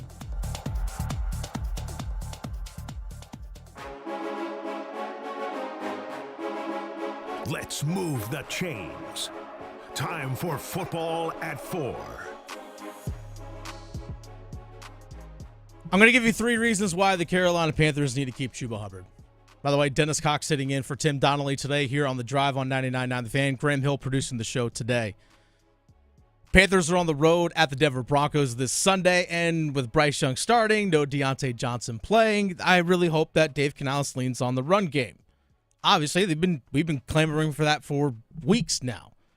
But 3 reasons why, as the trade deadline looms in the NFL, why you need to keep Chuba Hubbard. I understand that he's a free agent after the season. Totally understand that. I also understand the mindset of, hey, you don't want to, pay running backs, for aging and all that kind of stuff. Don't worry, I'm going to get into that. But the first reason is, look at the production that he has had this season. Chuba Hubbard is 7th, or tied for 7th, among running backs in the NFL in yards per carry. The only running backs that are ahead of him are Derrick Henry, which Derrick Henry has 873 yards this season. The guy is an alien. Tank Bigsby, Jacksonville, actually doing pretty well this year. He only has 67 carries, but he's averaging 6.2 yards a carry. A guy named Saquon Barkley, Jahmyr Gibbs, Tyler Algier, and he's Jerome Ford from Cleveland at 5.3 yards per attempt, and Chuba Hubbard and Jordan Mason, the running back for the San Francisco 49ers, both at 5.2, as well as Joe Mixon is at 5.2. So the production has been there in terms of yards per carry. That's also ahead of other guys in the NFL like Jonathan Taylor, Bijan Robinson. That's better than Josh Jacobs, James Conner, David Montgomery, Najee Harris, Tony Pollard, Travis Etienne, Kareem Hunt. In terms of yards per carry, Chuba Hubbard's better than all of those guys. Better than all of them. Najee Harris, by the way, Pittsburgh Steelers, was a first-round pick in 2021, the same year that Chuba Hubbard was drafted. Now let's look at yards per game. Among running backs, 9th. 9th in the NFL in yards per game. Some of the guys that I mentioned that are really good in terms of yards per game on this season, like Derrick Henry, Saquon Barkley, Jahmyr Gibbs, but he's more yards per game than James Conner, Bijan Robinson, the aforementioned Najee Harris, Alvin Kamara, David Montgomery, James Cook from Buffalo, Breece Hall. He's better than all these guys, more productive than all of them. I was like, well, yards per game, sometimes that number's a little bit skewed, hence why I gave you the yards per carry. Because, let's say for a guy who only gets 10 carries in a game, and he's averaging 5 yards a carry, well, that's 50 yards. That's going to lower your number down a little bit. Hence why I gave you yards per carry. Well, let's actually look at some of the more advanced numbers. He is 2nd in the NFL in the stat they like to call rushing success rate. He's 2nd in the NFL. Now, what is rushing success rate? I'll explain it to you. A successful rush is when you gain at least 40% of the yards required on first down.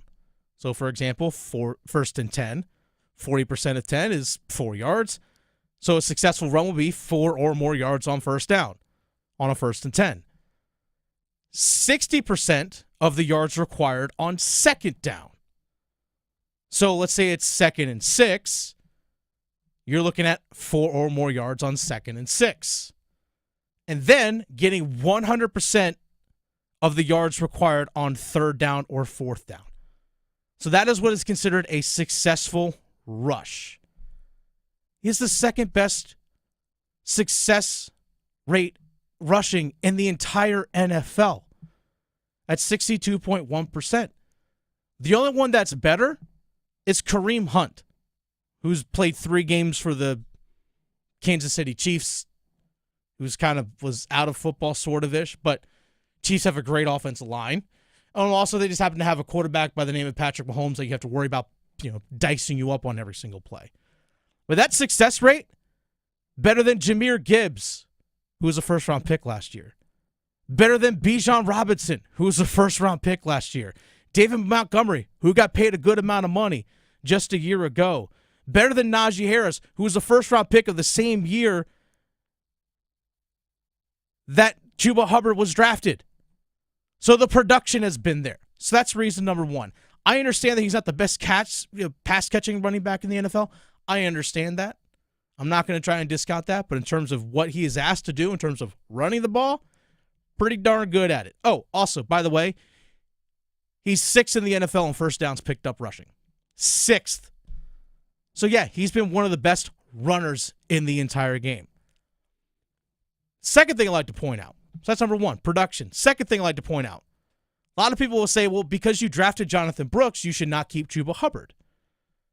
Don't pay running backs. Last time I checked, 2 running backs have come back to be a thing again. Last time I checked, the Atlanta Falcons used 2 running backs in their system. Isn't one of those Bijan Robinson, who was a top 10 pick last year? They have a pretty good 1-2 punch with he and Tyler Algier. Also look at the Detroit Lions, who I've actually kind of said, that's kind of it's weird to say, the Detroit Lions are the model that you want to follow. But the Detroit Lions, they drafted Jahmyr Gibbs in the first round last year to pair with David Montgomery as a 1-2 punch. Last time I checked, those 2 offenses are humming, especially Detroit's. And a lot of that production I just mentioned, Chuba Hubbard is at or better than those running backs of those 2 teams in terms of production. You can have a good 2 running back system. So, yeah, I disagree with the notion that just because you drafted a running back last year or this year and Jonathan Brooks, by the way, who has yet to play, so you don't even know who he is right now.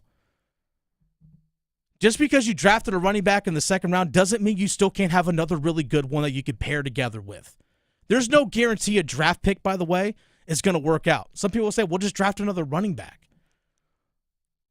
There's no guarantee that draft pick's going to work out. See the Carolina Panthers drafting over the last couple of seasons as proof. And by the way, Chuba Hubbard has also proven that he's been a pretty awesome duo as a running back tandem before. Go back to 2022 when he and Deontay Foreman were a 1-2 punch under Steve Wilkes when Steve Wilkes was the interim head coach. By the way, in 2022, Chuba Hubbard averaged 4.9 yards per carry that year. Also as well, Chuba Hubbard, because he hasn't been a feature back really truly in the NFL, last year was the most carries he had at 238. He doesn't have the tread that other running backs have. By the way, also looking at other first-round running backs who are part of duos, Najee Harris in Pittsburgh with Jaylen Warren. Like I said earlier, Najee Harris is a first-round pick the same year Chuba Hubbard was, and right now, who's more productive? This year has been Chuba Hubbard. Lastly, third point, doesn't Chuba Hubbard display the type of mentality, work ethic, and production that Dan Morgan and Dave Canales preached to us at the beginning of this year when they were introduced together as GM and head coach, respectively? At some point, this Panthers organization has to reward the guys that are in your locker room that are your type of person and player that the team wants to keep around. Not saying you break the bank and you give them 3 years, $30 million. That's not what I'm saying. But this team has let too many talented players walk or traded away. Yes, they paid Derek Brown this past offseason, which I love that move. Dan Morgan should hopefully be discussing right now with Chuba's agent about an extension to see what Chuba Hubbard is thinking in terms of, hey, what's it going to cost to keep you? What are you looking for in terms of contract? Start comparing yourself to what these other guys are doing. Like, hey, I'm being more productive than David Montgomery is. I'm being more productive than some of these other guys. And Devin Singletary, I'm being more productive than these other guys that are getting paid. All right, what's the number to keep you? Or if Chuba Hubbard says, you know what? I'm going to test free agency, which in that case, fine. Then you cross that bridge. If he says, I'm going to go test free agency, then all right. Then I get if you want to try and trade him. I get that. But you also need to send a message to the locker room that as an organization, you will reward the players that fit exactly what you're trying to do. And Chuba Hubbard has done that. His work ethic, he's never heard him complain. The guy always you could tell when he talks in the locker room, means it, team first. The guy works hard, and he keeps grinding out every single day. Dude doesn't take plays off. The only time he ever takes a plays off is when he has to come to the sideline because Miles Sanders gets subbed in. That's it. You have to reward that. It's The Drive with Tim Donnelly here on 99.9 The Fan. Dennis Cox sitting in for Tim this afternoon. We're going to have a ladder challenge coming up, but also speaking of Chuba Hubbard, who are two other players not named Bryce Young that need to step up this Sunday for the Carolina Panthers? We'll have that coming up on The Drive. We're kicking it this fall with college football. Join 99.9 The Fan all season long and catch your favorite teams in action.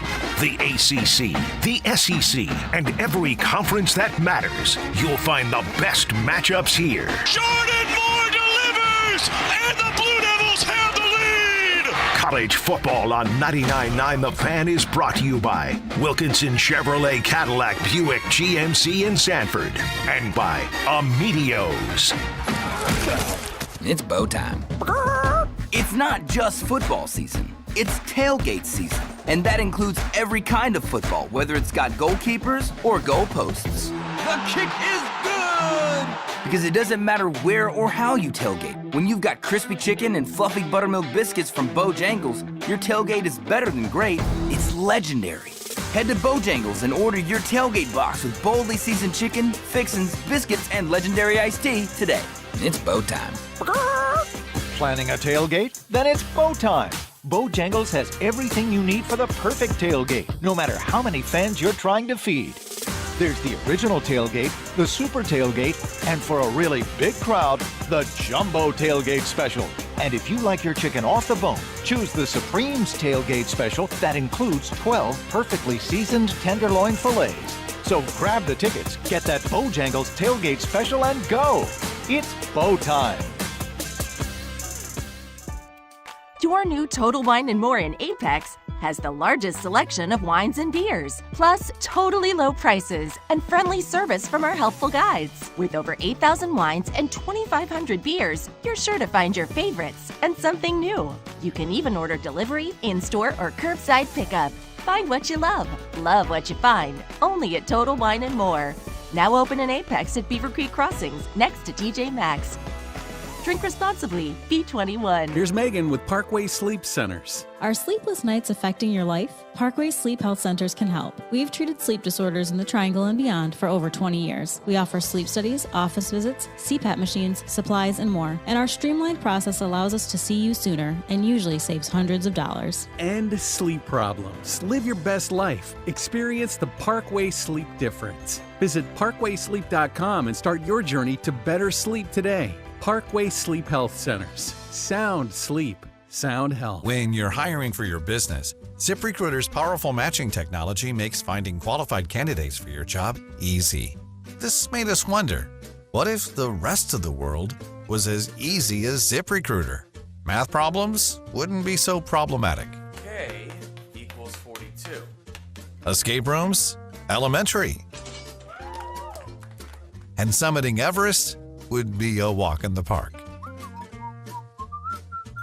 In the meantime, if you want to make your hiring easier, use ZipRecruiter. And right now you can try it for free at ZipRecruiter.com/free. In fact, 4 out of 5 employers who post on ZipRecruiter get a quality candidate within the first day. Simple. So, see what the world is like when ZipRecruiter does the hard work of hiring for you. Just go to ZipRecruiter.com/free to try ZipRecruiter for free. Once again, that's ZipRecruiter.com/free. ZipRecruiter.com/free.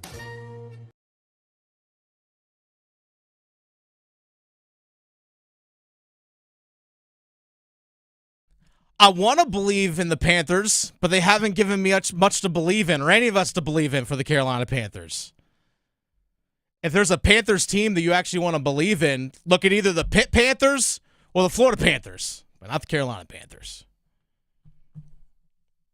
Little Counting Crows coming out of the break here. That's Graham Hill producing. Dennis Cox sitting in for Tim Donnelly here on The Drive, presented on The Drive here on 99.9 The Fan. Text the keyword disturbed, DISTURBED, disturbed, to 919-860-5326. Again, 919-860-5326. Text the keyword disturbed for your chance to win a pair of tickets to see Disturbed with Daughtry at Lenovo Center on April 14th. So again, text the keyword disturbed to 919-860-5326 for your chance to win a pair of tickets to see Disturbed with Daughtry at Lenovo Center on April 14th. Even though Tim is not here, doesn't mean the ladder challenge does not continue. The ladder challenge, the way that this works is myself and Tim Donnelly, what we've been doing is we've actually been going back and forth. I say back and forth, but we each started with $10. The ladder challenge is a opportunity for us to try and win some money, taking some bets. So we started each with $10, and we're going to try and build up as much money as we can to the end of October. But here's the caveat. With the ladder challenge, the bet has to be somewhere in the odds between minus 500 and minus 1,000. So we make one bet every single day, try to build that pool up. And whatever we win, we have to roll over into the next bet. But if you lose, you go back down to $10. You have to start all over again. Like I had to. I had to go back down to $10 yesterday, Graham. But don't worry. That plus 2.5 that I had on the New Jersey Devils on an alternate spread line paid off perfectly because they lost 4-2 to the Detroit Red Wings. I'm sorry, 5-3. But that plus 2.5 put me over the top. Graham, I believe you are making the choice today for Tim Donnelly, correct, here on the ladder challenge? Yes. Okay. Would you like to go ahead and make your pick? Yes, I'm going to go. It's going to involve the MLB World Series tonight because why not? New York Yankees versus LA Dodgers game 1. All right. Starting pitcher, Garrett Cole. All right, for the New York Yankees. Alternate total. Actually, no, this is game total. Sorry. Alternate total runs in total for the game. Oh, for the I'm game. going under 13.5, minus 770. Okay, so minus 770, under 13.5 runs in this game. So you're hoping for like a 7-6 game would be right in your wheelhouse. A pitcher's duel, yes. A 7-6 normally not known as the pitcher's duel, but hey, you never know. It's baseball. It's a weird thing. My pick is going to be, I'm going to go hockey. Jack Eichel of the Vegas Golden Knights. They host the Ottawa Senators. Jack Eichel definitely knows how to score.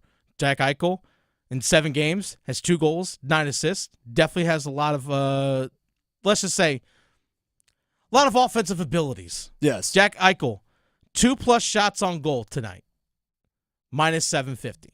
So that is my pick. We were right in the wheelhouse as far as our odds, too. I know, we really are. But that's part of the fun of the challenge, though. So I took my $11 that I won and rolled that over into this. So hopefully I'll come back and have $12.40 or whatever it is on Monday to make the next pick. So that's how the ladder challenge works. Feel free to fade. Feel free to tell these if you want to, or just have some fun with it. Something we're going to have fun with, well, is it really fun when it involves the Carolina Panthers, Graham? Yeah, good question. Let's get into the Pawprint.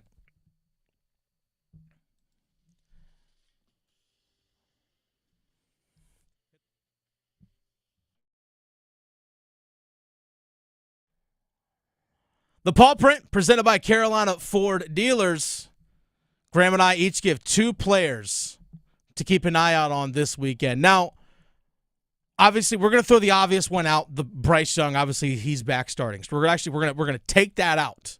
All right, we're going to take that out because that's the obvious one.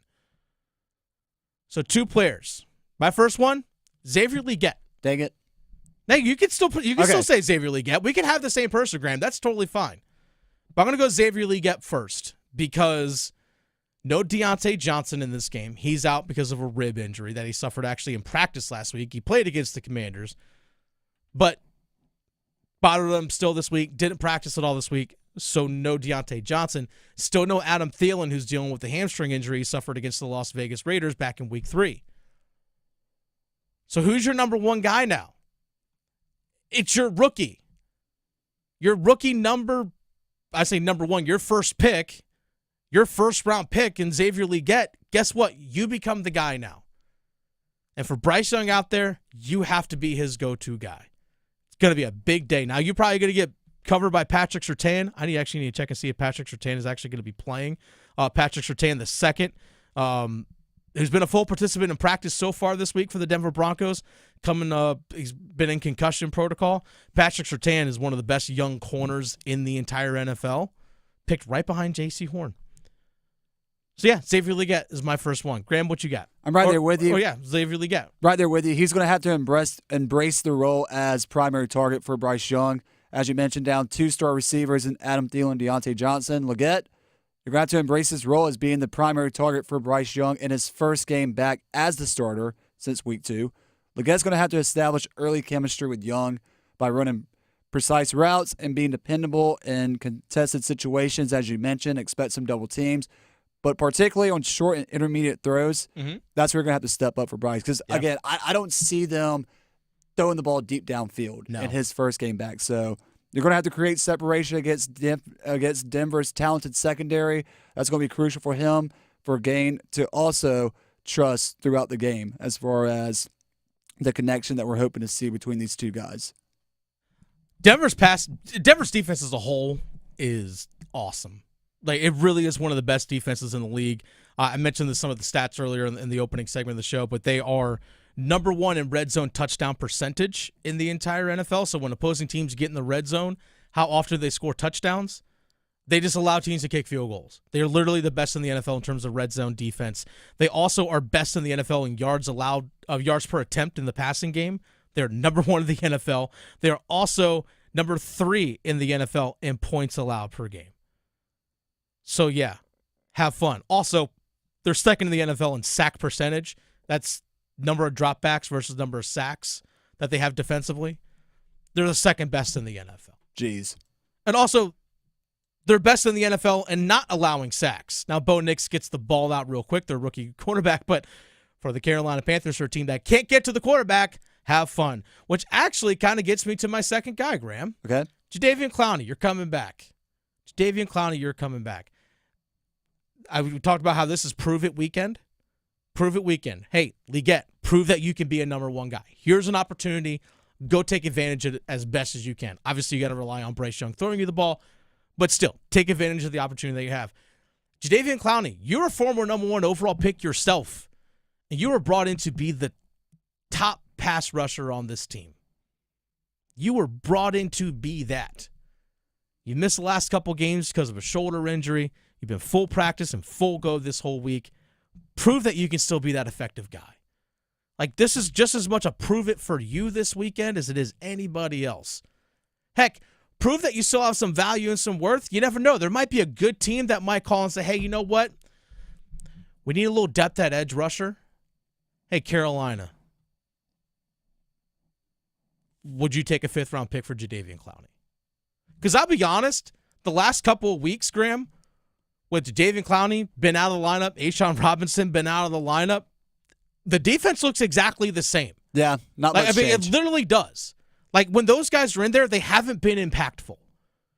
Like, their defense, what they did in week 1 against the Saints, where they had their starters, basically looked the same like they did when they played the Commanders this past Sunday. Basically looked the same.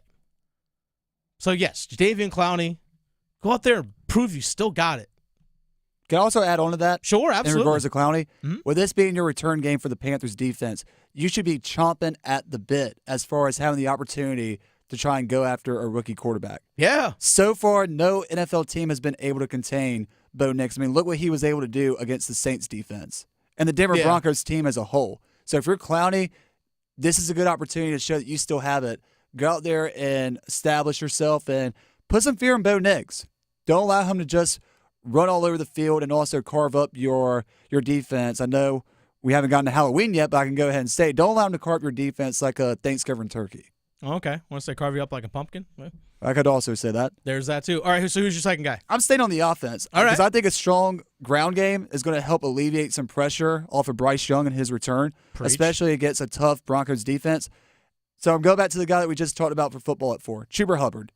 Needs to be efficient on early downs. That's going to help Bryce Young as far as not setting up on 2nd and long, 3rd and long. Keep this offense in manageable situations. Control the time of possession. Keep Bo Nix off the field. Run the ball effectively. That's going to limit the Broncos' offensive opportunities and prevent their defense from keying in on Young in passing situations. So Chuba Hubbard, establish the run game with him. Hand him the rock. Couldn't have said it any better myself. That's the Pawprint presented by Carolina Ford Dealers.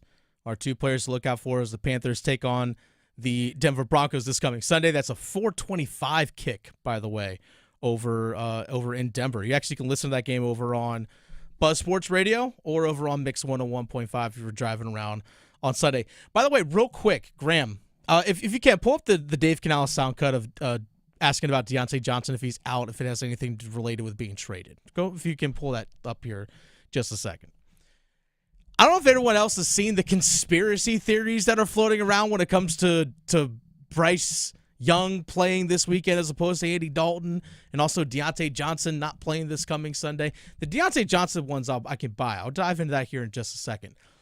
But on Panthers Playbook that I co-host along with Chris Lee at WREL Sports, I was reading the comment section and what people were saying when it was announced that, hey, Andy Dalton, thumb injury, he's not playing. This is something that Dave Canales announced on Wednesday.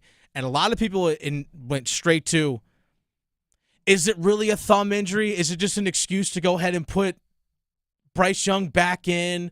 You know, that way you could say it's a thumb injury. So if Bryce goes in and doesn't play well, they can, Andy's healthy now, you can put him back in so you don't look like you're flip-flopping as a head coach. And people are saying, well, it's just a fender bender. His thumb should be fine and all that kind of stuff. I was like, well, the airbag's deployed on his car. You know, you don't have to be going at a high rate of speed if you're gripping a steering wheel for you to sprain your thumb. I mean, that is certainly an assumption. And people were saying this, like legit people have floated this out there, is that, they're actually taking this opportunity because Andy Dalton did not play good against the Commanders on this past Sunday, which we all know, we all saw it, we all watched the game, he stunk. The whole team stunk that game. But if you're Dave Canales and you want to try and boost the trade value of Bryce Young because the trade deadline is approaching, the Broncos ain't the game to choose for it. Yeah. It ain't. I don't know if I'd be rolling him out there. Game. Yeah, I don't know if I'd be rolling him out there to try and get film or tape for himself and for other teams for possible trade scenarios against one of the best defenses in the league. Yeah. It's one of the best defenses in the league. If you're trying to boost a guy's trade value, you don't put him in there against the Broncos without his number 1 or number 2 receiver. You don't do that. That's not the thing you do. And Andy Dalton not available as the backup option either. Yeah. Jack Plummer is his backup option. Exactly. Jack Plummer is probably going to be the guy that's going to be ready to go. But also there's the whole Deontay Johnson thing. Now, Deontay Johnson last week, it was on Friday, actually, during practice. It wasn't anything contact related, but I guess maybe he was reaching for a pass, I believe is what happened, but felt something in his ribs. And then got checked out, was cleared to play this past Sunday. Obviously was super ineffective because no one was effective this past Sunday. But Dave Canales, after practice today, fielded questions about Deontay Johnson. Hey, does this happen to be, I don't know, related to actually you're going to keep him out because the trade deadline's approaching? Those are all conversations that Dan and Brent will handle. For me, it's like I want to do the best thing for Deontay, the best thing for the offense, and the continuity of what we're trying to get done. And the fact that we couldn't get him back on the field this week, I felt confident about the guys being able to step in there and do it. All right, so yeah, didn't practice this week, didn't get any reps in practice. So, all right, that I get it. That makes sense. There are actually some teams out there that kind of have like a, lack of a better term, like an edict or a rule for themselves of, hey, if a player doesn't practice by Friday, isn't at least a limited participant in practice, they don't play Sunday. Because, again, you're not getting reps. Now, there's always exceptions and stuff that are made at different points of the season or depending on who the player is. But usually, I know the Pittsburgh Steelers kind of have this. Mike Tomlin, if you're not practicing by Friday, you're not playing Sunday. That's just kind of a thing. Like, hey, you know what? We got to prepare. The guys that are out there getting these reps, with the starters or with the number 2s or whatever it might be, these are the ones we need to prepare. because we can trust that these guys are going to be ready to go because we're seeing them at practice. So I get that. But I understand, I know Tim has talked about the wide receiver market has kind of been shrinking a little bit. And I understand that if you want to protect Deontay Johnson in case you are trying to trade him, I get that. Teams might be calling saying like, hey, what's this rib injury about? Like, he's actually fine. We're just trying to keep him healthy in case someone does make an offer. I could buy that a little bit. I really can. Deontay Johnson has battled like ankle injury and stuff like that, hamstring and stuff throughout this season. So he's been a little bit nicked up. Maybe he does need a week. But man, to throw on the tinfoil hat and say this is the game where we're going to make Bryce Young look good to try and trade him, that ain't it. Now, if you want to sit there and go like real deep tinfoil hats on this, Graham, I'm talking like cue the X-Files music on this one. Yes. Maybe Deontay Johnson says, yeah, my ribs hurt, air quotes, yeah, they're still hurting, can't play, because he doesn't want to catch passes from Bryce Young. Because that's going to hurt his stats, it's going to hurt his numbers, and he's in a contract year. Maybe that's the true tinfoil hat here, Graham. I mean, maybe that's the case. You got deep tinfoil hats here. That is deep. You got to go back to when you think about it, week 2 and that abysmal of a loss to the Chargers, when it finally got to a point where there were Carolina Panthers offensive players visibly upset on the sidelines. Oh, yeah. 2 of the guys, Adam Thielen and Deontay Johnson. Oh, yeah. Uh-huh. And we're going to go real tinfoil. And I'm not talking like in Bryce Young's face, like yelling, but just to themselves, away from Bryce Young. Yeah, they wanted nothing to do with the guy. I mean, I was at the game. I know you were sitting in the press box. I was sitting in the end zone. I feel like I could have heard some of the stuff that Deontay Johnson was yelling on the sidelines. I've also been very conflicted with him this week because remember last week after the Commanders lost when he said, I can't play every position. Yeah, there's that too. Hey, I can't play every position. I can't do everyone else's job. Hey, man, why don't you catch the balls that are thrown your way? Because you haven't done that all season, every single time. I don't know about you, but to me, I saw that as sort of like a far cry or an SOS. Like, please get me out of here. Get me the bleep out of here. That's I totally get it. This is The Drive with Tim Donnelly here on 99.9 The Fan. Dennis Cox sitting in for Tim today. Graham Hill producing the show. This is a prove-it weekend, I like to say. Prove-it weekend for sports teams here in the state of North Carolina. NC State's not playing anyone this weekend. They have a bye. They just came off a game against Cal where they won thanks to a missed field goal late. But, hey, a win is a win. You ain't giving it back. They get an off week this week, then they welcome Stanford into Carter Finley on November 2nd. So as opposed to prove it, maybe it's improve weekend for NC State. 2 areas I want to see them improve upon the most. 2. Number 1, try and find yourself some semblance of a running game. I understand Robert and I, offensive coordinator, and Dave Durham, what you guys want to do offensively in terms of how you run the ball, but you have to ask yourself the question now during your off week. What are we capable of doing with the guys that we have? And how can you tweak and adjust your offense to maximize what you are capable of doing? That's always the big challenge for a coach. I coached college lacrosse for 9 years. And there are different times where there are different defenses and offenses that I wanted to run. They're like, man, I really want to run this. And because of injuries or because maybe I thought players were capable of doing something that when they really weren't, but they were actually really good in other areas, I had to tweak. I had to adjust. I had to play to strengths. This is where I want to see Robert and I, the offensive coordinator,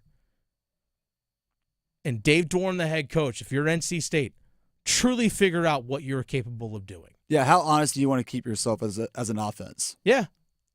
But I think it also benefits C.J. Bailey, because C.J. Bailey is your guy going forward. C.J. Bailey is your guy going forward. Grayson McCall, like hard out for that guy. For what he's dealing with the concussions and stuff, and he's stepping away from the game. He's stepping away from the game. It's sad. It really is. So you know C.J. Bailey is your guy. You want to have some semblance of a running game Because otherwise, defenses are just going to sit there and just, all right, we know where the passes are coming. Yeah. Like we know the passes are coming, so we can just sit back and wait for it. They're you know what? Our front four will handle their 5 offensive line. They're not going to run. Eventually, defenses are going to be able to scheme you by watching enough film where they'll know how to collapse the pocket and put pressure on C.J. Bailey. They will. I don't know about Stanford, their next game coming up, but after Stanford, you don't think Manny Diaz, the defensive mind that he is, Duke's defense is awesome. Like, Duke's defense is really good. So, yeah, find some sort of running game. Sorry to cut you off there, Chris. No, you're good. But Duke's defense is really good. You're going to have to face that here in a couple of weeks. And you are trying to make a bowl game. You got to win 2. Probably going to have to beat North Carolina to do it. You can beat Stanford. You can. But find yourself a run game in some way, shape, or form. Maybe you have to adjust your personnel that's up front. Maybe realize, hey, you know what? This person isn't getting it done at this spot. We either have to put someone else in, or maybe, all right, let's bump someone from guard or from tackle down to guard. Whatever it is that you got to do. Find a way to manufacture a run. Maybe you have to go to the pistol formation. Try that, because that way when your running back gets the handoff, their first step is towards the line of scrimmage as opposed to a lateral step. Little tweaks like that. I'll go back to last year when NC State was able to rally all 5 straight at the end of the season. The only thing is, compared to last season and this season, what I don't want to see is C.J. Bailey be your leading rusher. No, you don't want that. You do not want that at all. Because C.J. Bailey definitely has the arm talent. He does not have the size that Brennan Armstrong had as far as being able to take. Because you got to remember, Brennan Armstrong in that Virginia Tech game suffered a fractured rib. Yeah. But was able to play through it in the Carolina game. Nothing against C.J. Bailey, but he's just kind of that lanky quarterback, almost like what Mike Glennon was during his time at State. C.J. Bailey's got a much more slight frame. I wouldn't want him getting hit over and over again. No, you definitely do not want that happen at all. Second thing I want to see NC State improve upon during this off week. Try and find your offense by not force-feeding KC Concepcion. I felt like so much early part of the year that they were trying to force the ball to KC Concepcion because he is such a great player and he has the ability to make such big plays. Felt like they were trying to make KC Concepcion the offense as opposed to part of the offense. And I think the way C.J. Bailey has actually come along, the way he's able to find guys like Noah Rogers, the way Justin Jolie has improved, I think KC Concepcion's production can increase as long as you're not trying to force feed him the ball, if that makes sense. Because I felt like there were so many times earlier this year where KC Concepcion would have, in the first quarter, he would have 5 catches for like 3 yards. You know, something like that. I'm like, well, you're not really using him to the best of his ability because you're trying to, do these little pop passes or whatever it might be. I remember actually I was at the game against Syracuse. I was sitting up in the press box with Paul Eihander, our program director and the host of Next Up with you, Graham, on 9 a.m. right here on 99.9 The Fan. We're sitting there. We actually saw KC Concepcion catch a deep pass down the left sideline. We're like, oh, that was him? Yeah. Oh, like, I bet I turned to Paul and said, that must have felt good for him to catch a ball more than 5 yards downfield. He's like, yeah, like imagine this guy getting uncorked. And also the way that Noah Rogers has a deep play ability as well. Don't make KC Concepcion the focal point of your offense. He can still be your top target for C.J. Bailey, but make him part of your offense. Don't try and force it as much. They've also found a star in Justin Jolie too. I think he's been the biggest surprise for that wide receiver group this season because we all knew going into the year. Well, we didn't know because of all the offensive talent they brought in through the portal, but we kind of had an idea that they were still going to run the offense through KC Concepcion. I think for a lot of people, they expected the next big target to be Noah Rogers, been transferred from Ohio State. But absolutely. No, it's been Justin Jolie. He's been the bright spot, and he kind of had a takeover game along with C.J. Bailey. He was C.J. Bailey's main target for the takeover game against Cal this past weekend. He was. He's been good. And I'll give credit where it's due. Tim Donnelly was praising him before he got to State. Tim was. I give credit where credit is due. It's The Drive with Tim Donnelly here on 99.9 The Fan. Dennis Cox sitting in for Tim Donnelly today. Graham Hill producing the show. It's Prove It weekend. I'm going to try and prove that my real, bold predictions will come true. Next. Keep pounding. Panther Talk. Panthers Playbook. The Pawprint. Follow your Carolina Panthers all season with us. Dalton this time in a pistol set. Here's the snap. Hand off Chuba Hubbard straight up the middle. Big hole. He's got the 20, 15, 10, 5. Goodbye. Touchdown, Chuba Hubbard. Your home for complete Carolina Panthers coverage. 99.9 The Fan, the Triangle Sports leader.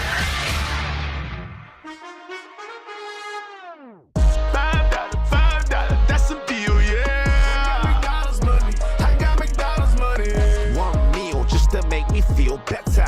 All I wanna know is, can I get a hot and spicy patty, the McNuggets so crisp, and the fries go to yellow, yeah, McDonald's don't miss, yeah. On the app or the drive-thru quick, yeah. $5, that's a deal, yeah. I got McDonald's money. I got McDonald's money. At participating McDonald's. At Wake County Public School System, our team is committed to providing a safe, accessible environment for every child. We're hiring bus drivers starting at $20 per hour and special education instructional assistants starting at $19.35 per hour. Plus, we offer attractive benefits, growth opportunities, and a positive, inclusive culture. Come work for the largest school district in North Carolina and help provide safe transportation and extra support to awesome students. Apply now at careers.wcpss.net and discover a place where anything is possible. Adam Gold in studio with my man Sammy Hanna, owner-operator of the Aluminum Company of North Carolina. I tell people this all the time. If I am doing a commercial for somebody, I am vouching for who they are and what they do. You guys do great work, but your customer service stands above all the great work that you do. Adam, I truly appreciate that testimonial. And yeah, we try to take pride in our customer service and meet and exceed our homeowners' expectations on all their home improvement needs. Obviously, there's many companies out there that do what we do. If you Google home improvements Raleigh, you're going to get many, many companies. But you're not going to find too many companies out there that have a 4.9 rating and over 800 Google reviews and over 7,000 Guild quality reviews. It takes a lot of work on our part to make sure we meet and exceed all your expectations on customer service. And we're going to continue to do so because that's why we've been in business since 1961. I have used the Aluminum Company. I have not heard anyone that had anything but incredible things to say about all of you, and that is amazing. That's a testimony to how you guys do it. Aluminum Company of North Carolina, aluminumcompany.com. Martha was ready to switch to a career in IT. There's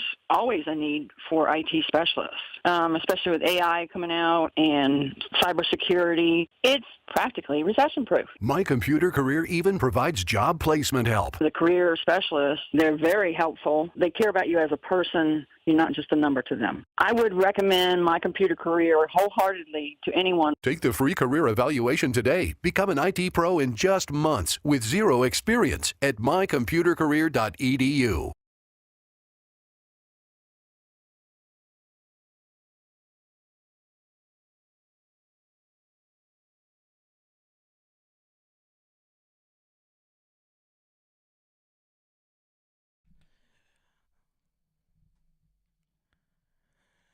You know, I think what we all just needed was that Canes win last night. I think we all needed that a little bit. We all needed that. Something to cheer for here in the state of North Carolina. Maybe, by the way, Dennis Cox sitting in for Tim Donnelly here on the drive here on 99.9 The Fan. Graham Hill producing the show. Maybe the Canes will pop up in real bold predictions. Which, by the way, we have a checks and balances system, as Tim would like to say here on the drive. I'm going to give a bold prediction. Now, there's a lot of shows out there, you know, sports talk shows, whether it's on radio or TV, like, oh, bold prediction. The Broncos are going to win this Sunday. Wow, that's real bold. Real bold for you to say. Yeah, exactly. When you make something like that that's really not that bold, you get the buzzer. But if you truly make a bold prediction, you get the bell. Or Graham's horn. Whichever it is. The Hills horn. Pause. Not that one. But I might make a bold prediction for this Saturday for the Carolina Hurricanes. They're on the road in Seattle taking on the Kraken this Saturday, which, by the way, that game is at 10 p.m. Canes after dark. Canes after dark in the fullest. So, you know, if you're, leave the bar at midnight, you can still catch the rest of the game. We'll leave the Duke game. Yeah, exactly. And we can listen to play-by-play of the Hurricanes game on the way home. We'll probably be in the second period at that point. But real bold prediction for the Canes Saturday night on the road in Seattle. Andrei Svechnikov multi-point game. I said it earlier. That's kind of prove-it time for Andrei Svechnikov. He's had too many good shifts this season and too many overall just really good games to only have 1 goal and 4 assists in 6. He's been good. But he needs to take the step up to great. You're paid to be great. When you're making $7.75 million a year, yeah, man, you got to be great. Yeah. And you have the talent and all the physical schools. You have everything to be great. Let's see it. You're healthy. You're healthy this offseason. You got to train as opposed to rehab. Let's see it.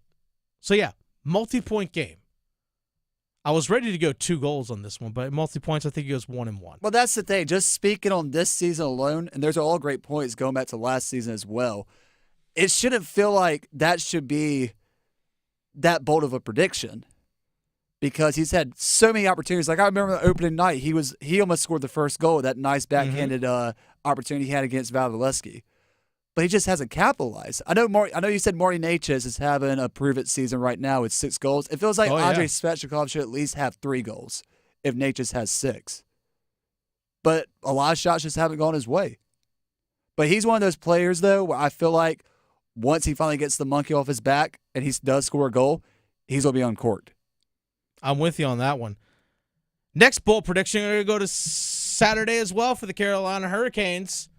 I'm assuming Freddie Anderson is going to start in goal, just the way they've gone back and forth, alternating between starting goalies.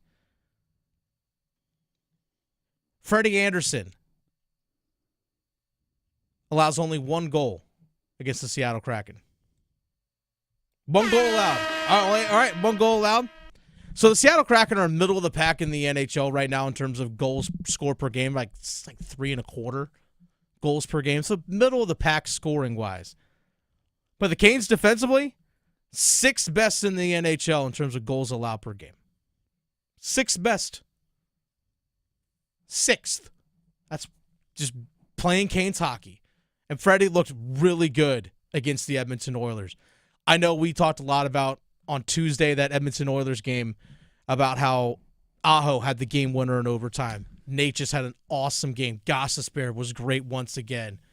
But, man, Freddie Anderson made some awesome saves. Yeah. I was really good in that game. I feel like maybe I should. You said only 1 goal allowed? Only 1 goal allowed. Only 1 goal against. Part of me feels like I should retract my decision. The thing with Freddie is that he just gives up like 1 softie every game. One of those goals where it's like you should not have let that go in. But then once that happens, it's like he settles in, he locks down, and makes some fantastic saves. 1 goal allowed. 1 goal. All right. Next one up here. Let's actually go to Saturday as well. Noon kickoff in Charlottesville. UNC taking on UVA. Amarian Hampton, 125 yards rushing. Amarian Hampton, 125 yards rushing on less than 25 carries. Wow. Okay.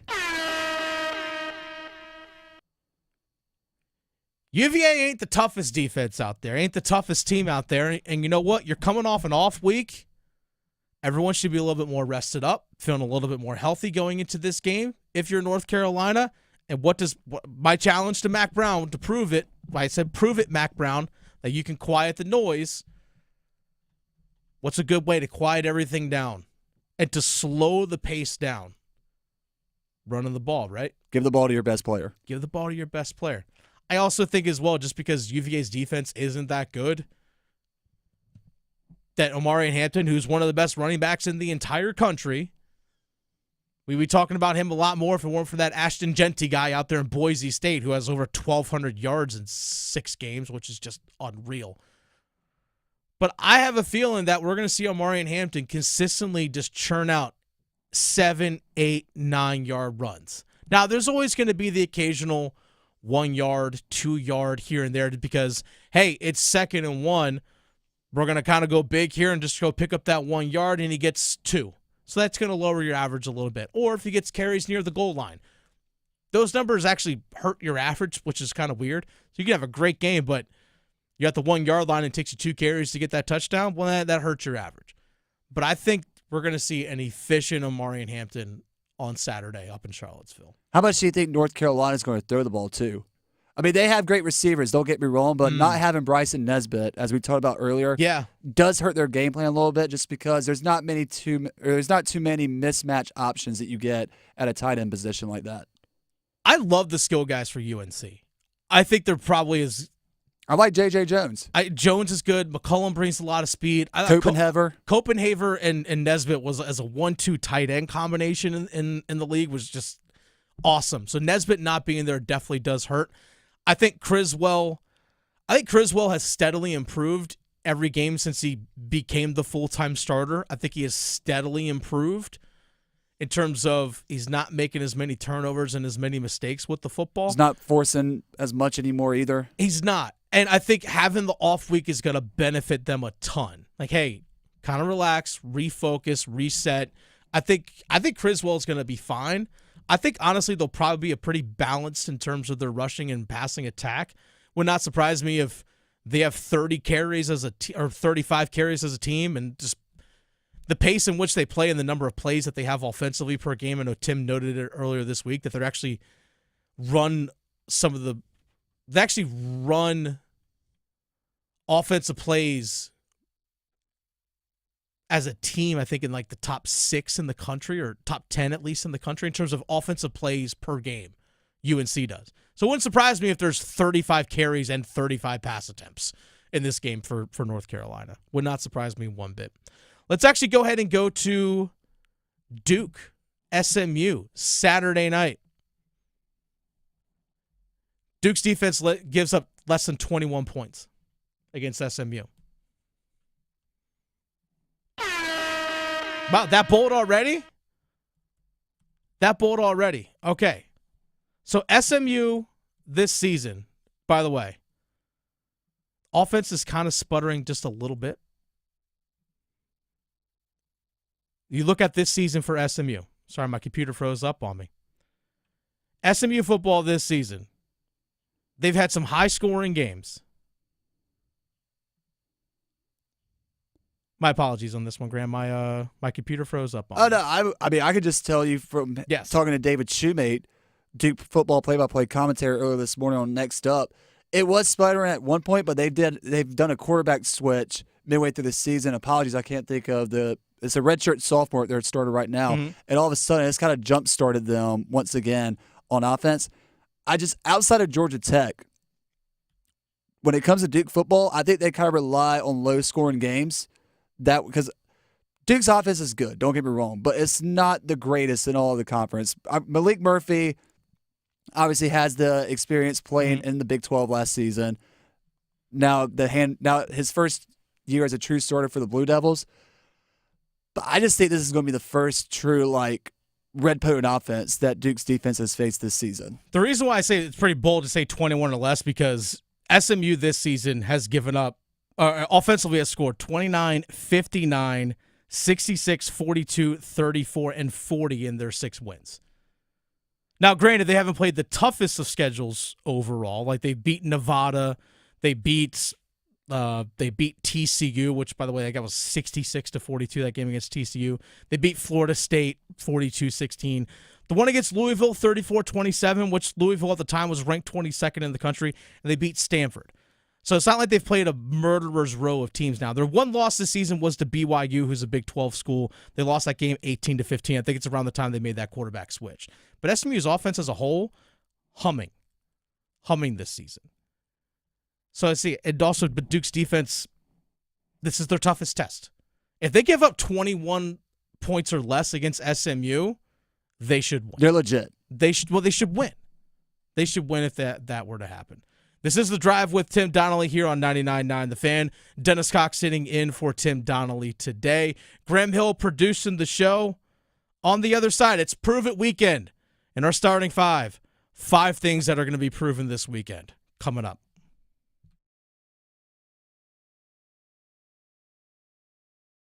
The Adam Gold Show. The second half in Washington was the perfect time to get Bryce Young some run. Andy Dalton was trash in the first half. It was 27-0. You weren't winning that game, and frankly, winning games shouldn't be that important anyway. Bryce Young and his development has to be paramount, even if you're not going to keep him. They missed an opportunity right there to let Bryce show something, but they're not serious about him. The Adam Gold Show, weekdays starting at noon on 99.9 The Fan. It's bow time. It's not just football season. It's tailgate season. And that includes every kind of football, whether it's got goalkeepers or goalposts. The kick is good! Because it doesn't matter where or how you tailgate. When you've got crispy chicken and fluffy buttermilk biscuits from Bojangles, your tailgate is better than great. It's legendary. Head to Bojangles and order your tailgate box with boldly seasoned chicken, fixins, biscuits, and legendary iced tea today. It's bow time. Planning a tailgate? Then it's bow time. Bojangles has everything you need for the perfect tailgate, no matter how many fans you're trying to feed. There's the original tailgate, the super tailgate, and for a really big crowd, the jumbo tailgate special. And if you like your chicken off the bone, choose the Supreme's tailgate special that includes 12 perfectly seasoned tenderloin fillets. So grab the tickets, get that Bojangles tailgate special, and go. It's bow time. It's time for the Coastal Scholar Athlete of the Month. Creighton Blackwell here from Coastal Credit Union and 99 The Fan, and it is time for our Scholar Athlete of the Month. Today, we are here at Willow Springs High School, and we're here to celebrate Ansley Ayers. She's really encouraging and will make sure that you're comfortable with whatever you're doing, and I never have a bad time when I'm around her. Her energy is always very uplifting at practice and competitions. Last year we won a state championship. You know, she was there in the corner again, hyping everybody up, just giving them just some words of wisdom before they hit the mat. Ansley is an amazing athlete. She's a leader on the team and a great student. Love having her in class, and she's really good and represents the school well. I'm really happy to represent Willow Spring. Both my parents have been there for me since day one, and my sisters too. They've always been supporting me, and I couldn't have done it without them. And my teammates are always just constantly bringing up my attitude and helping me stay positive through everything, no matter how busy or stressful it can get. Congratulations, Ansley. For over 20 years, 99.9 The Fan and Coastal Credit Union have been recognizing scholar athletes at Triangle area schools. If you'd like to nominate a high school athlete, text AWARD to 919-860-5326. That's AWARD to 919-860-5326. This hour of the Triangle Sports Leader is powered by Ritchie Law Firm, injury lawyers. Ritchie Law is on top of it. Go to ritchielaw.com. That's ritchielaw.com. WCMC HD1 Holly Springs. Take us with you on radio, web, app, Alexa, and YouTube. 99.9 The Fan, the Triangle Sports Leader. Good afternoon, everyone. I'm WRAL meteorologist Mike Mays. Beautiful afternoon, but we have changes coming along. Tonight, not nearly as cool, mostly clear with a low at 54. For your Saturday, it's warm, 82. A chance for some showers in the afternoon, cooler Sunday.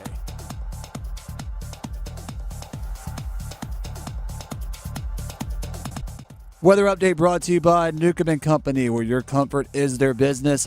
Visit newcombandcompany.com. 5 o'clock check of your money. Dow Jones closes the day down 259 points at 42,114. This hour of the drive is brought to you by Zero Res. Celebrate the spooky season with Zero Res. Get 3 rooms of carpet clean with Zero Res, starting at just $119, and get a free dry cleaning with the purchase of an air duct cleaning. Look online at ZeroResRaleigh.com.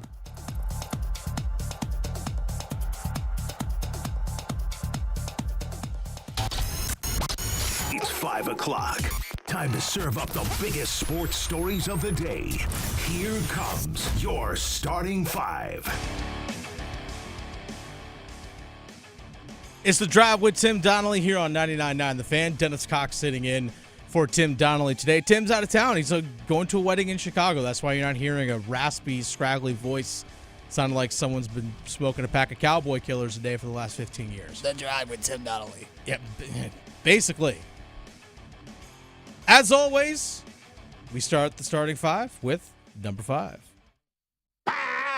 1, 2, 3, 4. And the Yankees back to the World Series for the first time since 2009. On the backs of a bullpen and the big three of Judge, Stanton, and Soto, they win it 5-2.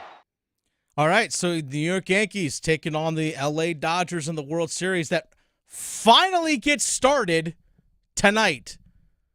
What took you so long, Major League Baseball? I know, what took you so freaking long? You could have been playing this on Tuesday, Wednesday, Thursday. What took you so long? It's like, oh, yeah, that's right. There's a World Series that needs to be played. I forgot because you took so much time off. I digress. I've said today, so far on the show, I know people may have been tuning in for the first time. They have not heard this yet, but I've been calling it Prove It Weekend. Prove It Weekend. When it comes to the World Series, all right, Shohei Ohtani, Aaron Judge, prove that you belong on the biggest stage. Yeah. Prove that you can be the top guy when the moment is needed. When it is needed in the moment as biggest. I completely butchered what I was trying to say there, Graham. We've seen Juan Soto prove it. The guy's won a World Series already before. Juan Soto has. He won it with the Washington Nationals. He's proven it already. But Aaron Judge, Shohei Ohtani, you're on the biggest stage. This moment calls for your biggest and best efforts. Time to prove it. You do bring up a good, thought-provoking question as far as who has to prove it or who has more to prove in this World Series. Is it Shohei Ohtani or Aaron Judge? Or if you're just talking about franchises alone, is it the LA Dodgers or the New York Yankees? I think Dodgers won a World Series just a few years ago.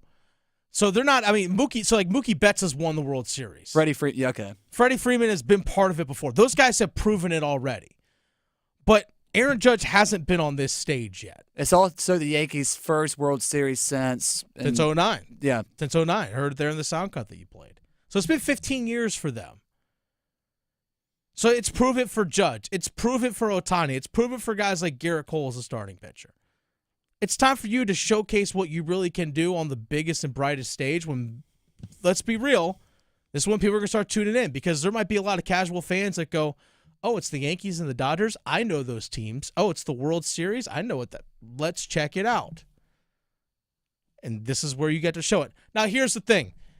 I'm not saying that if, like, for example, if the Yankees win this thing that Ohtani sucks. I'm not, this isn't, the NFL.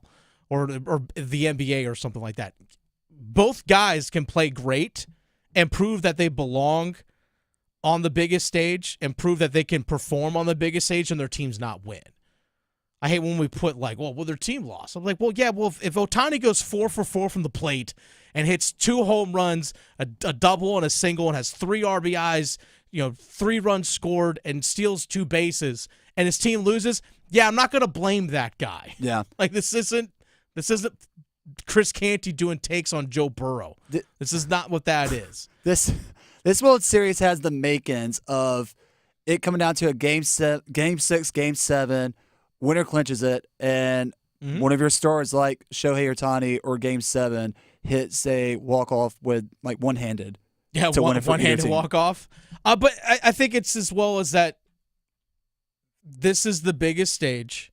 These are 2 of the biggest brands in your sport, and you're going to have a lot of eyeballs on it. I'm excited for it. I'm saying Dodgers in 6. Graham, you have a prediction? My heart wants to say Yankees. Okay. Just because I have a lot of friends personally that are big Yankees friends that I've kind of watched the playoffs with, and I've seen how much it's meant to them.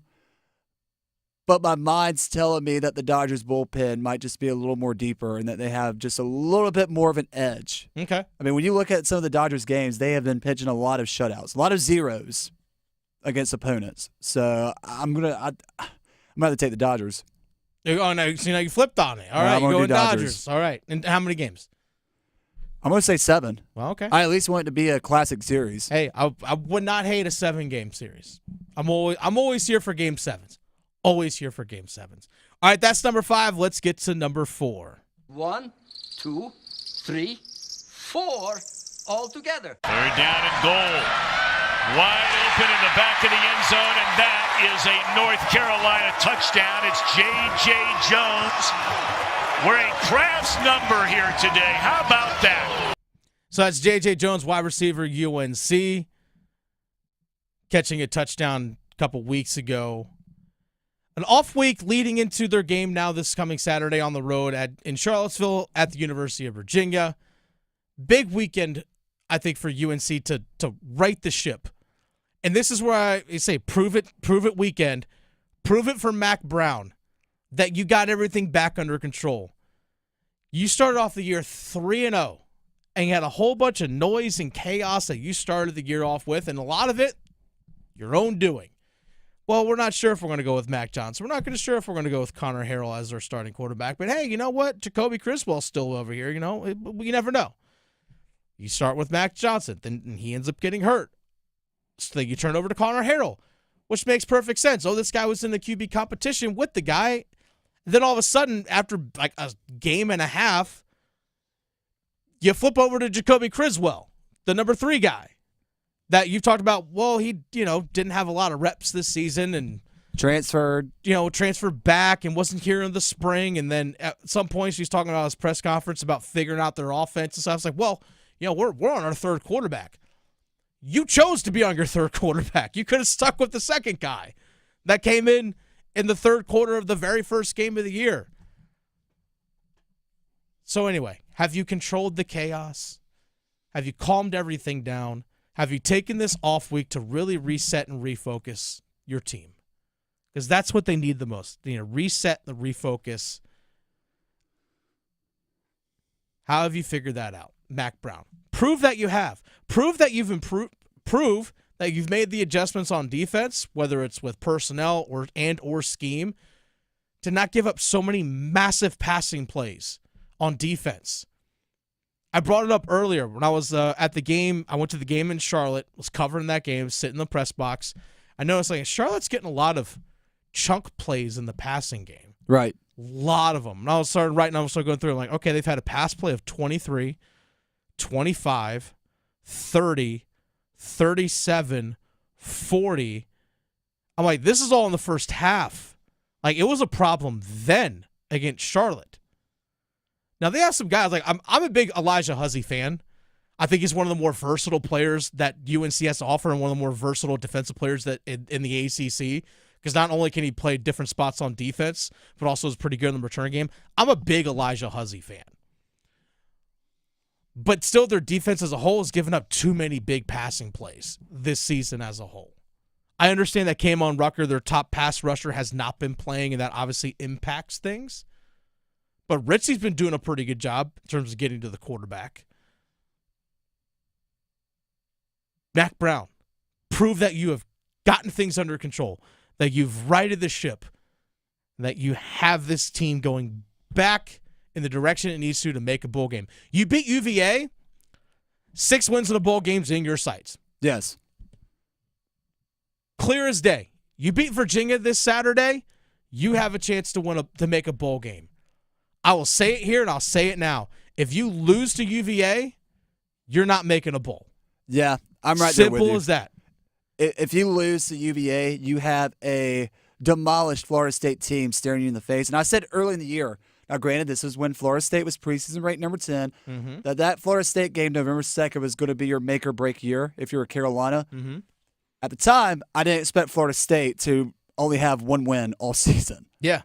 But still, if you don't beat Florida State, that breaks the rest of anything you had going for you this year. But if they got to beat Virginia this weekend. If they don't beat Virginia this weekend, they still got to be Wake Forest. They still have to play Wake Forest, still got to go on the road to Boston College, and you still got to play NC State. Now, I think they could beat Florida State for sure, but there's those last 3 games I just mentioned, Wake, BC, and NC State, that you're going to win one of those 3. So, yeah, I think, to me, you got to have this one. Got to have this one. That's number 4. Let's get to number 3. The give to Thomas straight ahead. He's got a first down. He's got a touchdown. The Blue Devils roll the dice, and it pays off. It's 13-3 with the extra point to come. All right, Duke football, time to prove that you are what we think you are. At least what your record says you are, and that's one of the best teams in the Atlantic Coast Conference. Now it's time to prove it. They're at home this weekend against SMU, number 22 SMU. 8 o'clock kickoff in Wallace Wade Stadium. SMU this season, scoring left and right. Scoring left and right. Duke's defense, been locking teams down left and right for this entire season pretty much. Now, if you look at what Duke has done this season in terms of their wins, all right, you beat Elon, who's an FCS school. What you're supposed to do in week 1. You went on the road and you beat Northwestern. Northwestern's a 3-4 team.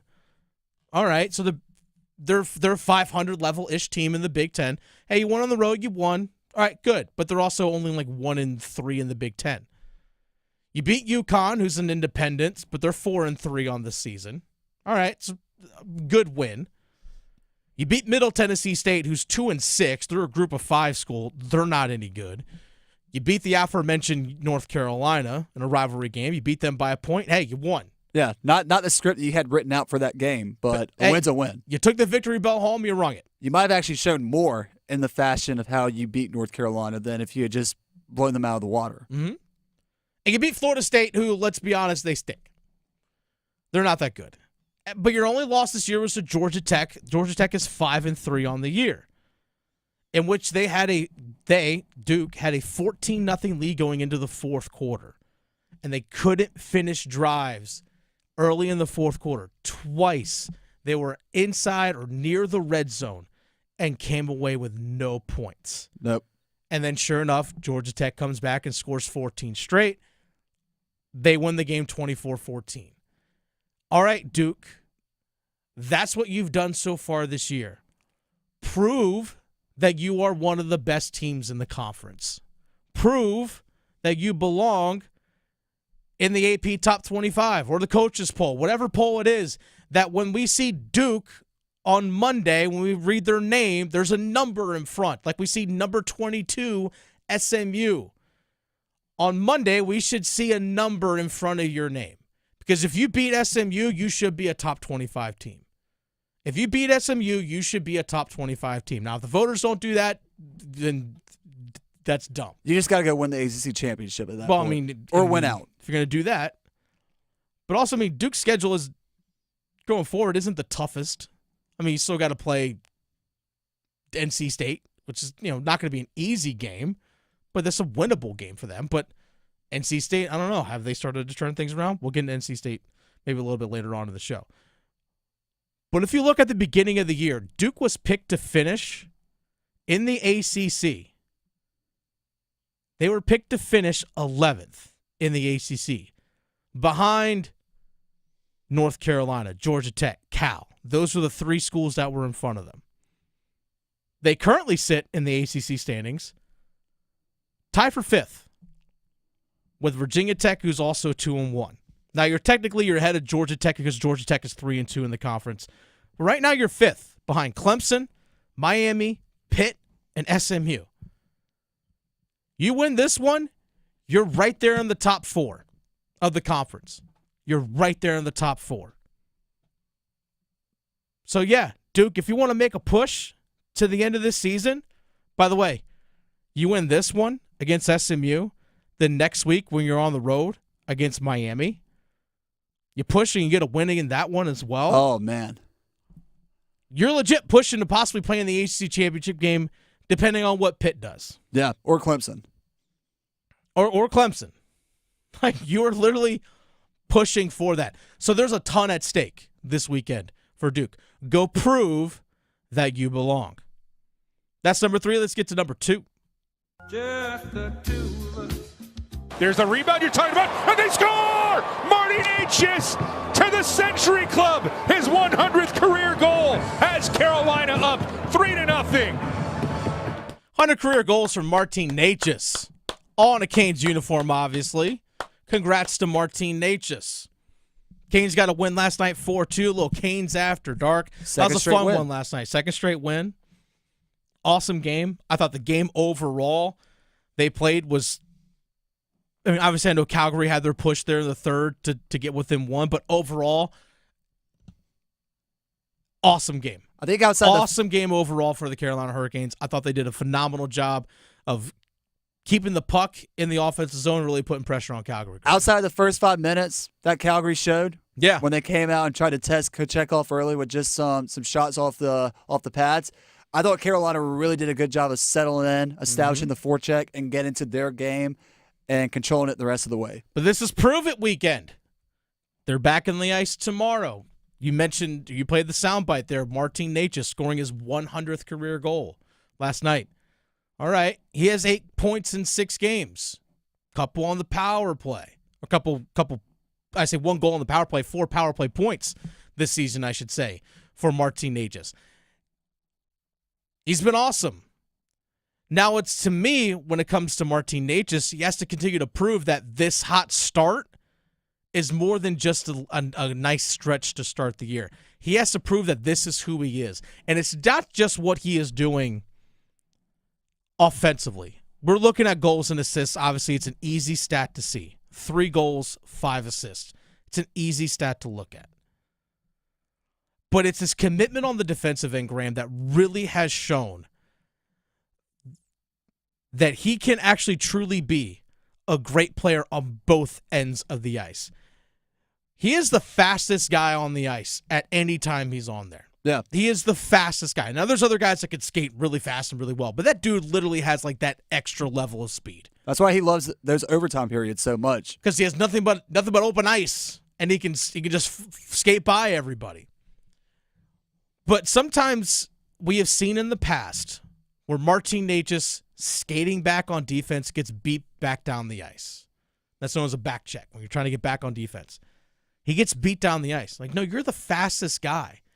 You should beat your guy down the ice to make sure that you tie up his stick so that he doesn't get like a redirection goal or something along those lines, or a shot off a 2-on-1. That's where he needs to really commit. This is what makes Seth Jarvis so great. It's because Seth Jarvis skates back and lifts a guy's stick, takes away a 2-on-1, lifts a guy's stick at the last second, no shot on goal, nothing. That's stuff that doesn't show up in a stat sheet. Martin Necas has been more committed on the defensive end of the ice. Trip Tracy mentioned it in the broadcast yesterday, and I think he hit the nail on the head, is that his commitment on defense has allowed him to have more offensive opportunities. Absolutely. I mean, heck, look at what the goal he scored against the Edmonton Oilers on Tuesday. It was strong defense. Kokiniemi gets the puck up to him. He gets the puck up the ice, sends it to Eric Robinson, who dropped a dime right back to him, and he went to the front of the net for a redirection. Like, that's stuff we hadn't seen from Martin Necas, but it's like that's the stuff we needed to see because we know he's capable of doing it. Continue to prove that what you're doing right now, Martin Necas, this is who you are now. That it's more than just a great moment and a hot stretch. Overall, as a team, we got to give a tip of the hat to the Canes special teams so far this season. Let's go. Another power play goal yesterday by Seth Jarvis. PK has been great. Yeah, overall their special teams have been really, really good. That top power play unit. It's funny, a little tweak, just a little tweak, taking Seth Jarvis from being the guy that's directly in front of the net, moving to what they call the bumper, which is the high slot, put him right there. He's got a couple power play goals. And having Shane Gostisbehere back helps too. And Shane Gostisbehere back there has just been awesome. He's been phenomenal. All right, that's number 2. Let's get to number 1. Young, who's setting up the throw over the middle, wide open, touchdown as the Panthers tight end, the veteran Jordan Matthews, scores on the opening drive for Carolina. All right, that was from the preseason. I was just about to say. That was from the preseason. That's how far back we got to go for a Bryce Young touchdown pass. As I was prepping the show, and I know you and Tim have these sound bites now that lead into the starting 5, each number. I was like, oh, well, it's Bryce Young's first start again since week 2. Let me just go and pull a Bryce Young touchdown pass from the regular season. I'm going back. And I'm like, am I an idiot? Like, oh, wait, he hasn't. There's no way the last time he threw a touchdown pass was during the preseason, right? No, it was. Right? It was. Oh, gosh. That's where we are, Graham. That is prove it weekend, right? Prove it weekend here in the state of North Carolina. All right, Bryce Young, here's your chance. Go prove it. Here's your chance to go out there and prove that this opportunity that you have is more than just a circumstance of like, all right, well, I'm being put in there because Andy Dalton's hurt. And then, once he's healthy, it's going to be given back to him. Like, no. This is your opportunity to seize this moment. Like, it's your opportunity to go out there to show everyone that when you're in high school and the championships that you won, and when you were the number 1 overall recruit in the entire country, or number 2, depending on what recruiting service, number 1 or number 2, you're splitting hairs. But you're literally one of the top recruits in the entire country. And you go to Alabama, and you become the starting quarterback at Alabama, and you win a Heisman Trophy. That all the success that you've had, and you get to the number 1 overall pick. Which, by the way, it wasn't like the Carolina Panthers were taking some massive flyer on them. There's a lot of people out there that said, yeah, he's probably the number 1 guy. If he's not 1, he's 2. Yeah. So it's not like it was just like the Carolina Panthers like, wait, why are they doing Threw a dart this? on the board and we're like, oh, we'll go with him. Yeah, we'll go with that guy. All that success that you've had, prove that you can do it on this level. You have a second chance this season, which was not guaranteed to you. Take advantage of it. Take advantage of it. I think there are a lot of people out there in any line of work that you're in, whether you're a pro athlete, whether you work in business or whatever it is that you do. You want that chance to really showcase who you are, right? You want that chance. Or maybe, hey, you know what? If I get another opportunity at this, I'm really going to try and nail. I'm going to put everything I can to nail this thing. Well, guess what, Bryce? That's handed to you. And anyone in any walk of life wants that opportunity to really showcase it again. Man, if I have this another chance to do this thing, it's on me to knock it out of the park. Guess what, Bryce? Go prove it. Go knock this one out of the park. Now, the Broncos defense, yeah, it's good. It's damn good. I think they haven't given up 20 points or more in a game this season, if I remember correctly. You don't have your 2 safety blankets that you've been used to. Deontay Johnson is out, which, by the way, Graham, let's go and pull that soundbite of Dave Canales on the update on Deontay Johnson if you can. We weren't able to practice him this week, so I just thought it was best to let that all calm down. The guys that took the reps during the week, we feel good about the execution and the way that the guys handled it. So great opportunity for those guys. The hope is just continue to just try to revisit this next week and try to get them back to full speed. I know you were kind of critical of how the young wide receivers played against Washington. Yeah. Do you feel like they had a good bounce back week? They had a fantastic week. They bounced back with intentionality, with a focus that we asked for. They took the challenge. We all talked about it. We told the truth about what it was, and they responded the right way. All right, so that's Dave Canales earlier this afternoon. That was actually Mike Kay of the Charlotte Observer where we got that soundbite from. So, yeah, go prove it. And also those young wide receivers, Xavier Legette, you're a first-round pick. Your time to shine. Your time to shine. Hey, Jonathan Mingo, you got pushed down the depth chart by Jalen Coker, who was an undrafted rookie this year. Take that personally. You can take it personally, but hey, guess what? You're probably going to be one of the top 3 receivers this weekend because still no Adam Thielen. Again, Deontay Johnson is out. So guess what? Legette, you're number 1. Jalen Coker was playing more snaps this past week than the last 2 weeks than Jonathan Mingo. All right, Mingo, guess what? Your snap count just went up out of necessity. Go prove it. Jatavian Sanders, it's a tight end. You've put some really good games together back-to-back. Go prove that you deserve more. Do everything right.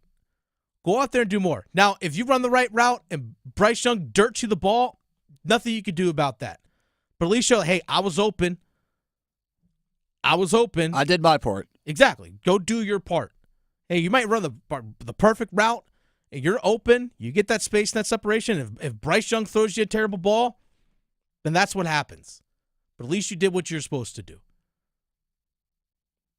Bryce Young, just go take advantage of this opportunity. Be an athlete, be a competitor that has an opportunity. Go take advantage of it. Get everyone to take advantage here of the numbers game. It's the drive here on 99.9 The Fan. Dennis Cox sitting in for Tim Donnelly today. Graham Hill producing.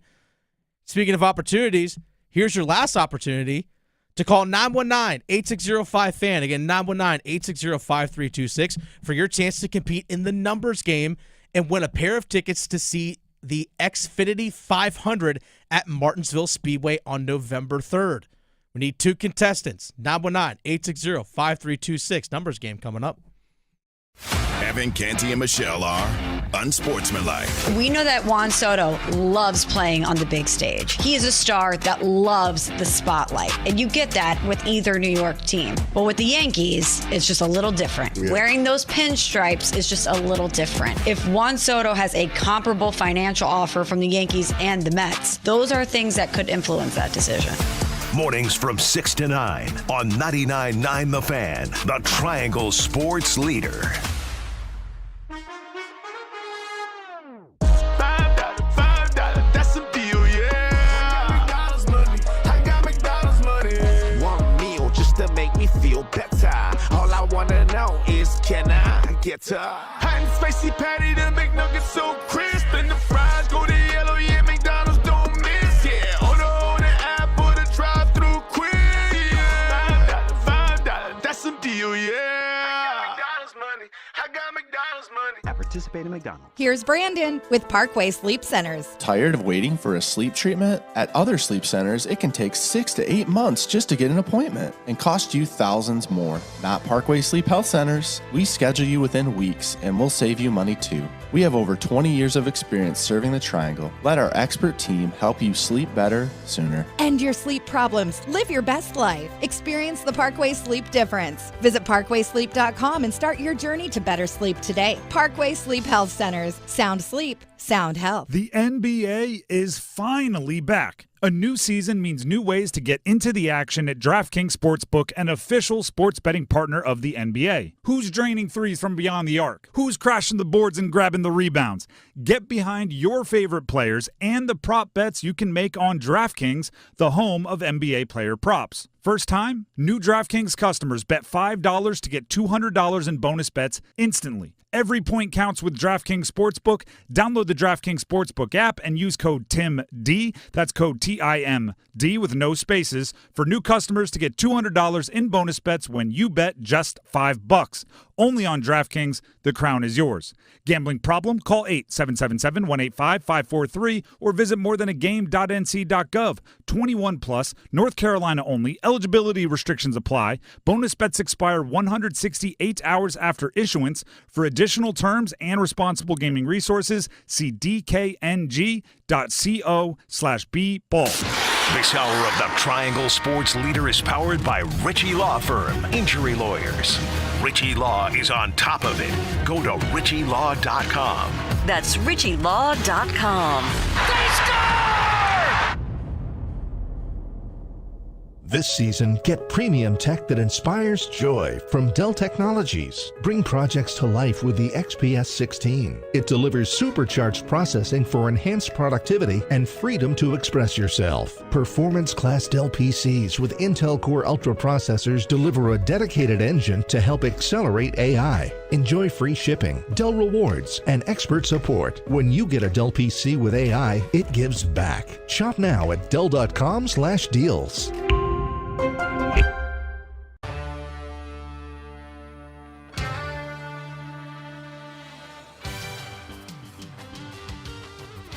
It's the drive with Tim Donnelly here on 99.9 The Fan.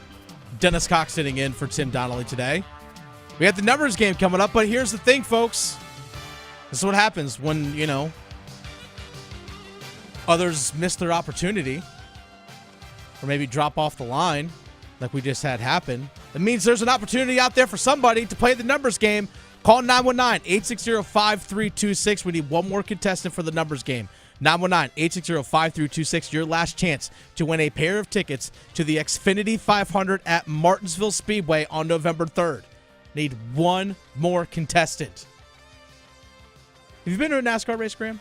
I have not, but my cousin, who's getting ready to get married in December, congratulations, William. Him and his dad are huge NASCAR fans. Okay. Matter of fact, that's all I can tell you because we just had another caller. Oh, well, answer the phone.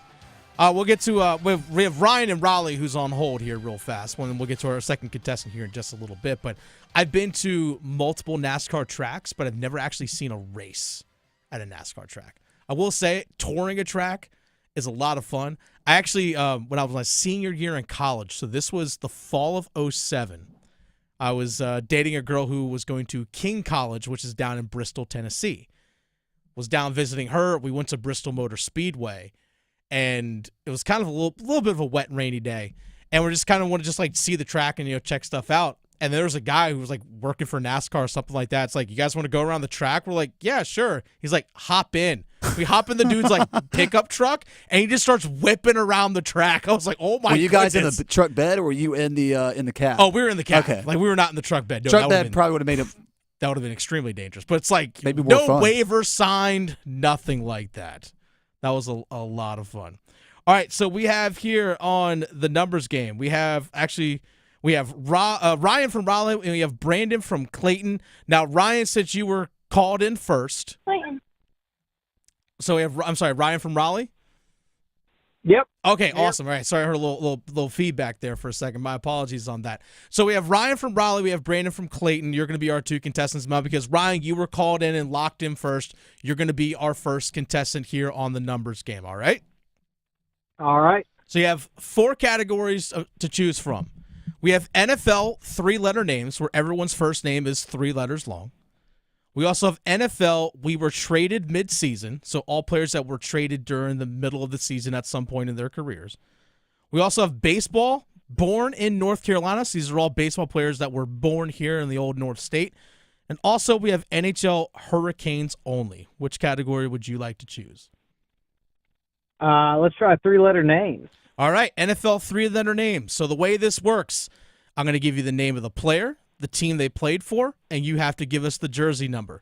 30 seconds on the clock. You do have one pass. Are you ready?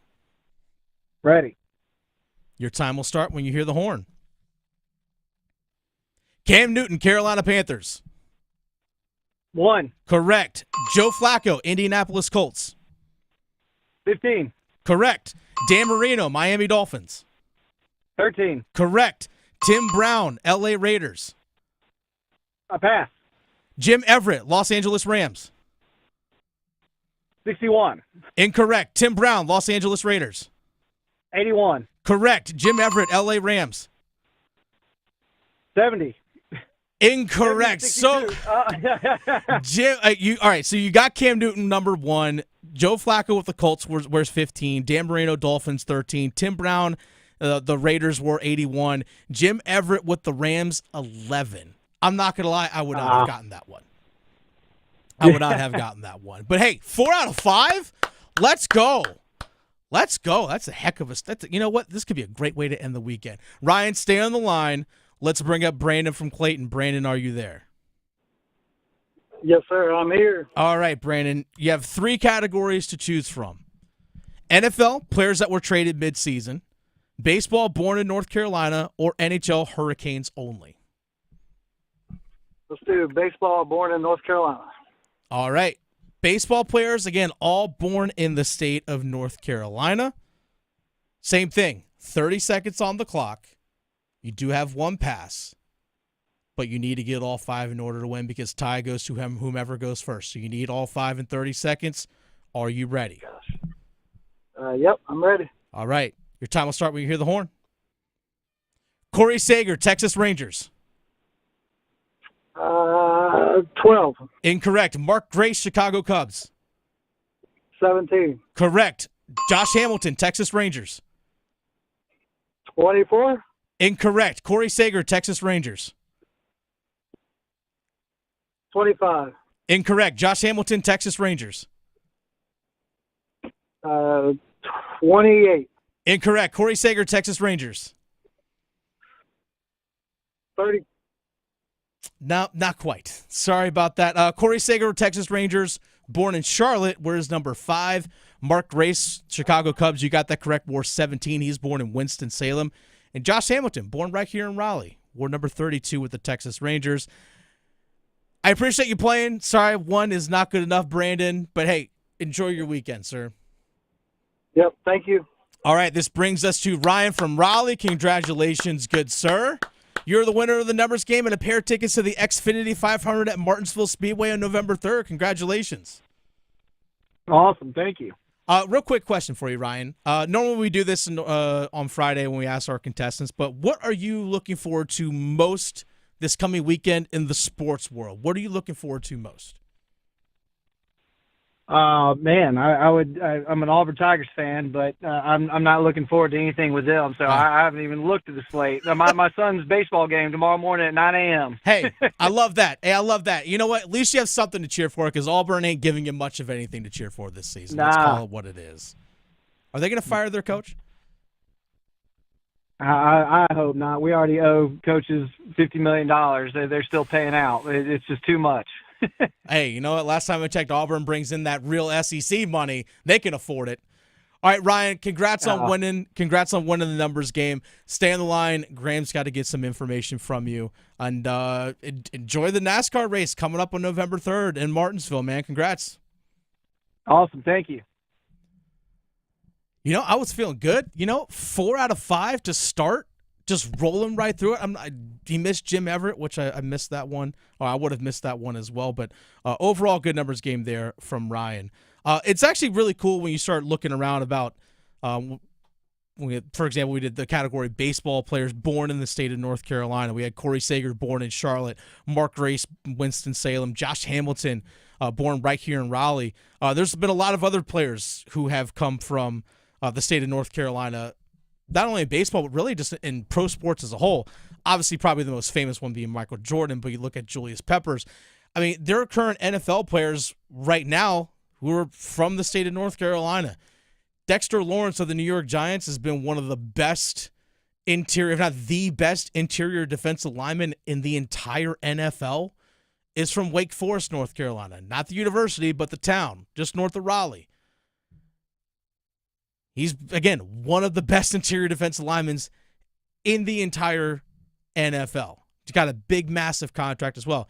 Daniel Jones was born in Charlotte. There's a lot of guys that were from this area or just of the state as a whole that are populating not just NFL rosters, but big-time college players as well. Heck, the number 1 recruit. I was talking to our friends Joel and Evan and Nick from High School OT, which, by the way, check out highschoolot.com. Their game of the week.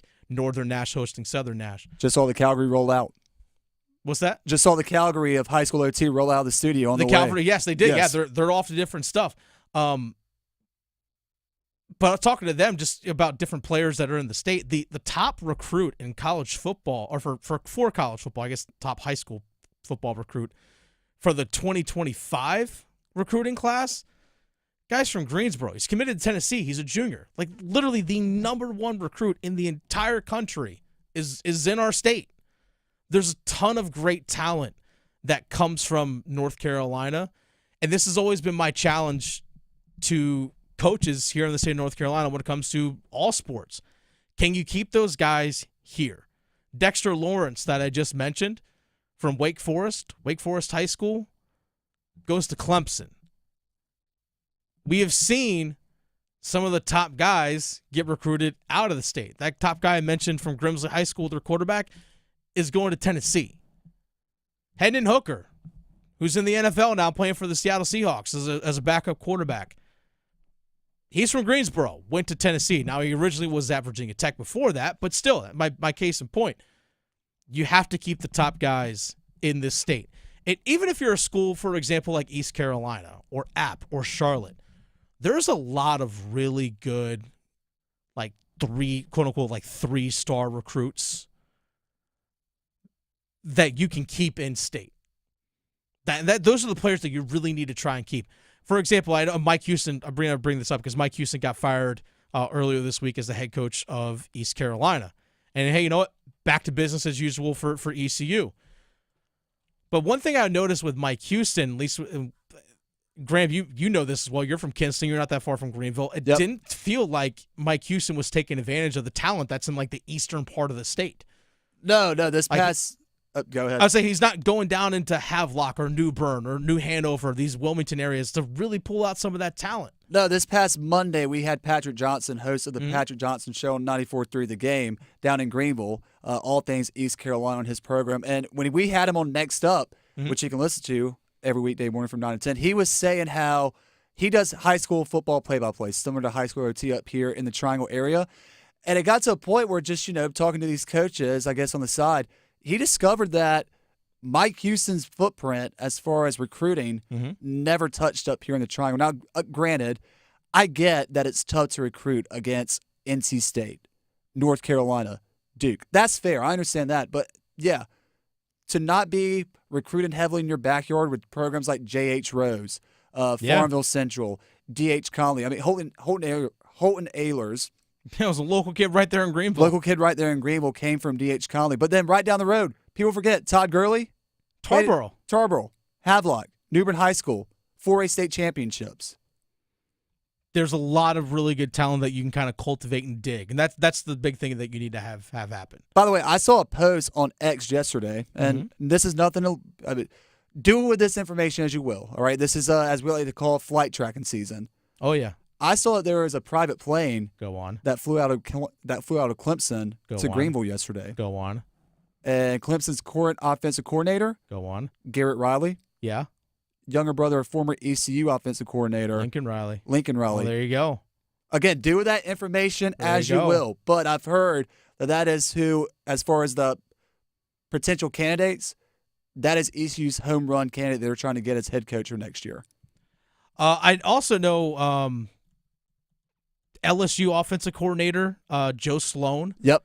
Is a name that's been floated around a bunch as well, just because he's an ECU graduate. He graduated, he was part of the football team from 05 through 08. He was a backup quarterback, didn't really play a whole lot. So he has strong ECU ties, and he's the LSU offensive coordinator, and LSU's been cooking. He's also was the quarterback coach the previous 2 seasons, coaching up Jaden Daniels at LSU. So I know that name's been floating around. He's 37 years old.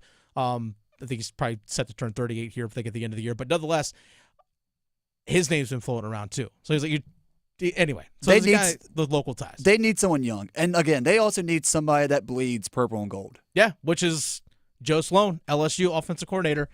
The diploma on the wall. He can sit there and say, "I'm as good as anybody," or like, "I'm as deep into this as anybody else that's here in terms of donors and all that kind of stuff." But anyway, that made me think of when we did on the numbers game, North Carolina folks. Keeping that talent in state, because this talent in this state is deep and it is rich. It is The Drive here on 99.9 The Fan. Dennis Cox sitting in for Tim Donnelly.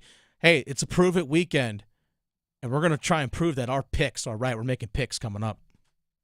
This is it, Ram Power Days. John Heister Chrysler Dodge Jeep Ram in Lillington has the deal you've been waiting for on your brand new Ram 1500. Ready for this? 25% off. John Heister in Lillington has 25% off all new 2024 Ram 1500s right now. That's like getting a fourth of your new truck for free. That couldn't be more worth getting off your keister for. So get off your keister and get to John Heister Chrysler Dodge Jeep Ram in Lillington for 25% off your new Ram 1500. Prescriptions require an online consultation with a healthcare provider who will determine if appropriate. Restrictions apply. See website for details and important safety information. Subscription required. Price varies based on product and subscription plan. Hi, I'm Dr. Peter Stahl, board-certified urologist and senior vice president of men's sexual health at HIMSS. I've helped many guys with ED in my 12 years of practice. But now you can get world-class care for ED 100% online by going to hims.com. So what are you waiting for? To start your free online visit and find ED treatment at up to 95% off brand name prices,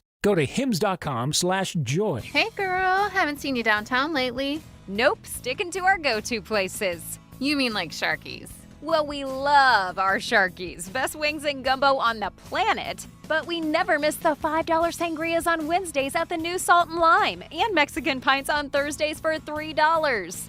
You know my boy loves the House of Hops. No better selection of craft beer in the state.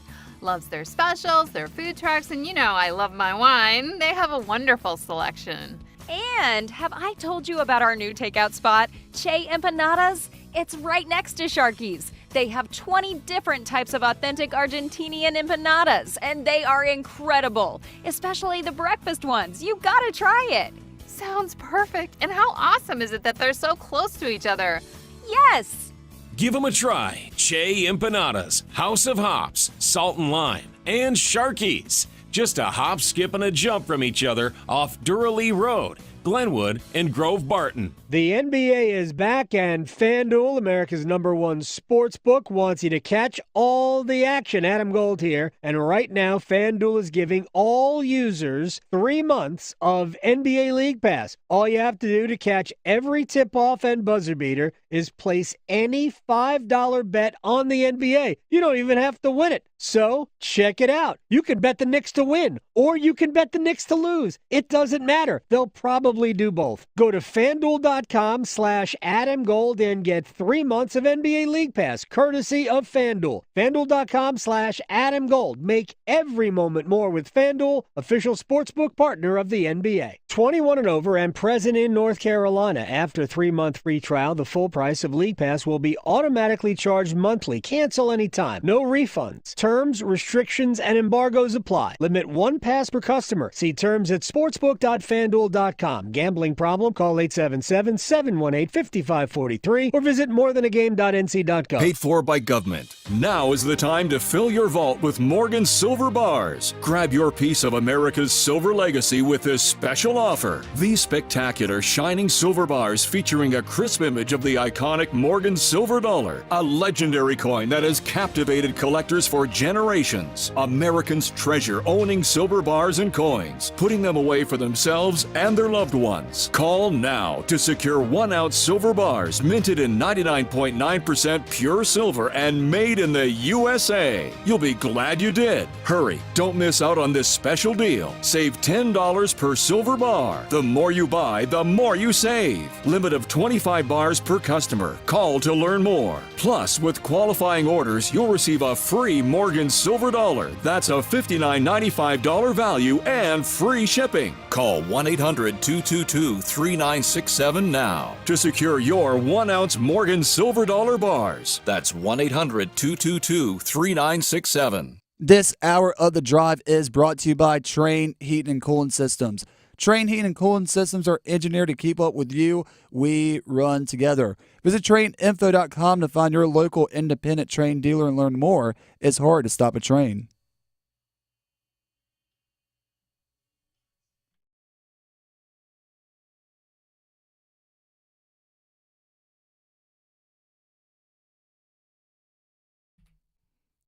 Little Matchbox 20 to lead into the weekend. Which, by the way, it's well after 5 o'clock. You made it, folks. Congratulations to you. You know, congrats to us. We made it. We're almost there. We're almost there. It's a prove it weekend here in the state of North Carolina, and we're going to try and prove that we know what we're talking about by making some picks. Graham's got a slate of games and across a bunch of different sports. Graham, what you got? Let's go with some college football because there is college football tonight on ESPN. It's also got to do with the ACC. Let's give it. 4-3 Louisville versus 4-3 Boston College. Ooh. The spread is leaning towards the Cards at -7.5, but the money line, Boston College plus 250. Yeah, Boston College has taken a bit of a dip since their early season push under Bill O'Brien. First-year head coach. Louisville, their offense hung up 45 on the Hurricanes, the Miami Hurricanes, that is. I almost said the Carolina Hurricanes. But the Miami Hurricanes, they scored 45. Now, granted, they gave up 52. Yeah. But, hey, their offense is clicking and moving along. And it's at Boston College, or is it at LSU? Or at it is in Chestnut Hill. All right, so it is in Chestnut Hill, and they're still 7.5-point favorites? Yep. I like that. I think give me Louisville winning this one by 12. Give me Louisville to win this one as well. I said early in the program that I think they're one of the ACC teams, not in ACC championship contention anymore like last season, but I still think they're on the come up. Yeah, the one thing with Jeff Brom and that team is that they built everything through the transfer portal. They did that last year, and it worked, but then everyone left because they went to the NFL or whatever it was. Like both are running backs from the NFL. Jack Plummer's now going to be backup quarterback this Sunday for the Carolina Panthers. So he had to rebuild everything through the transfer portal. It's hard to have sustained success. Major League Baseball, Game 1 of the let's World go. Series tonight. The New York Yankees at the LA Dodgers. Money line right now, you can get New York at plus 110 or the Dodgers at minus 130. Okay. That game, you can listen to that actually right here on 99.9 The Fan. So if you're driving around anywhere tonight, maybe you're coming back from a high school football game, just out and about enjoying this gorgeous weather that we have going on right now. Game 1 in LA. Give me the Dodgers in this one. I always like the home team to win Game 1. Yeah. I think the Dodgers win this series in 6. Give me the Dodgers to win Game 1, Yankees to win it in Game 2, and then Dodgers take a 3-1 series lead, so they win 3 and 4. They lose Game 5, and then they win it in 6. This almost feels like whoever wins Game 1 has a strong chance of winning the whole series. Sure. And earlier I said that I picked the Dodgers to win it in 7, but I like that plus money with New York. Now, it'd be big if the Yankees could still win out west in Games 1 or 2. I think they win Game 2. Yeah, so I'm going to take the Dodgers tonight. All right. Fair College enough. football, our local team starting off at noon. North Carolina visiting Virginia in Charlottesville. Spread right now favors the Cavaliers at minus 3.5, but money line UNC plus 145. So the way they do spreads in football is that the home team generally gets 3 points just because you're playing at home. So if they were to play this on neutral site, the bettors would basically are saying that Virginia is a half-point favorite. It's basically like flip a coin type game. Pick them. I'm gonna go UVA on this one. Really? I do. Oh, this Dennis. is a prove it weekend for North Carolina. Hey, prove me wrong in that sense. I'm gonna go Virginia on this one. I think Calandria, their quarterback up there at UVA, he's fun to watch. He makes a bunch of big plays. Will make a ton of mistakes. Don't be shocked if he throws 2 interceptions tomorrow, even though North Carolina only has 2 interceptions this whole year. But don't be shocked if he throws 2 tomorrow. But give me Virginia in this one in a rather tight one, 28-24. You know, as much of a desperation game as this is for North Carolina, I think it's just as much of a desperation game for Tony Elliott and the Cavaliers. Obviously, hats off to Tony Elliott. Great job this year with what he's built so far at Charlottesville. But after Carolina, Virginia, next week on the road at number 19 Pittsburgh, then on the road at number 12 Notre Dame, then SMU at home, and then they finish out on the road against in-state rival Virginia Tech. I think Virginia wins this only because this will probably be the last game they win of their season. Yeah, Virginia Tech's no pushover. Yeah, it's almost like you got to have it if you want to have a chance to win a bowl game or make it to a bowl game if you're UVA. Yeah, you don't want to sputter finishing the year like 4-8. So, yeah, I'll take Virginia in this one. And then the later game that you and I will both be at, be sure to check out The Fan on all social medias for just some cool behind-the-scenes stuff that Dennis and I will be posting on the sideline. Number 22, SMU versus Duke. Spread right now favors the Mustangs, minus 11.5. Yeah, it's a big spread. That's pretty high. That is a massive spread. I think SMU wins this one, but I don't think it's by that 11-point spread. I think this one probably has more of a 31-24 type of feel to it. I think that's where I'm going to go with 31-24 SMU, and this one I think they win this one by 7. I don't know. We always like to say, what does Vegas know But that hey, we don't? prove me wrong. I feel like if SMU wins this game, it's going to be one of those. Duke's defense is going to bend a little bit.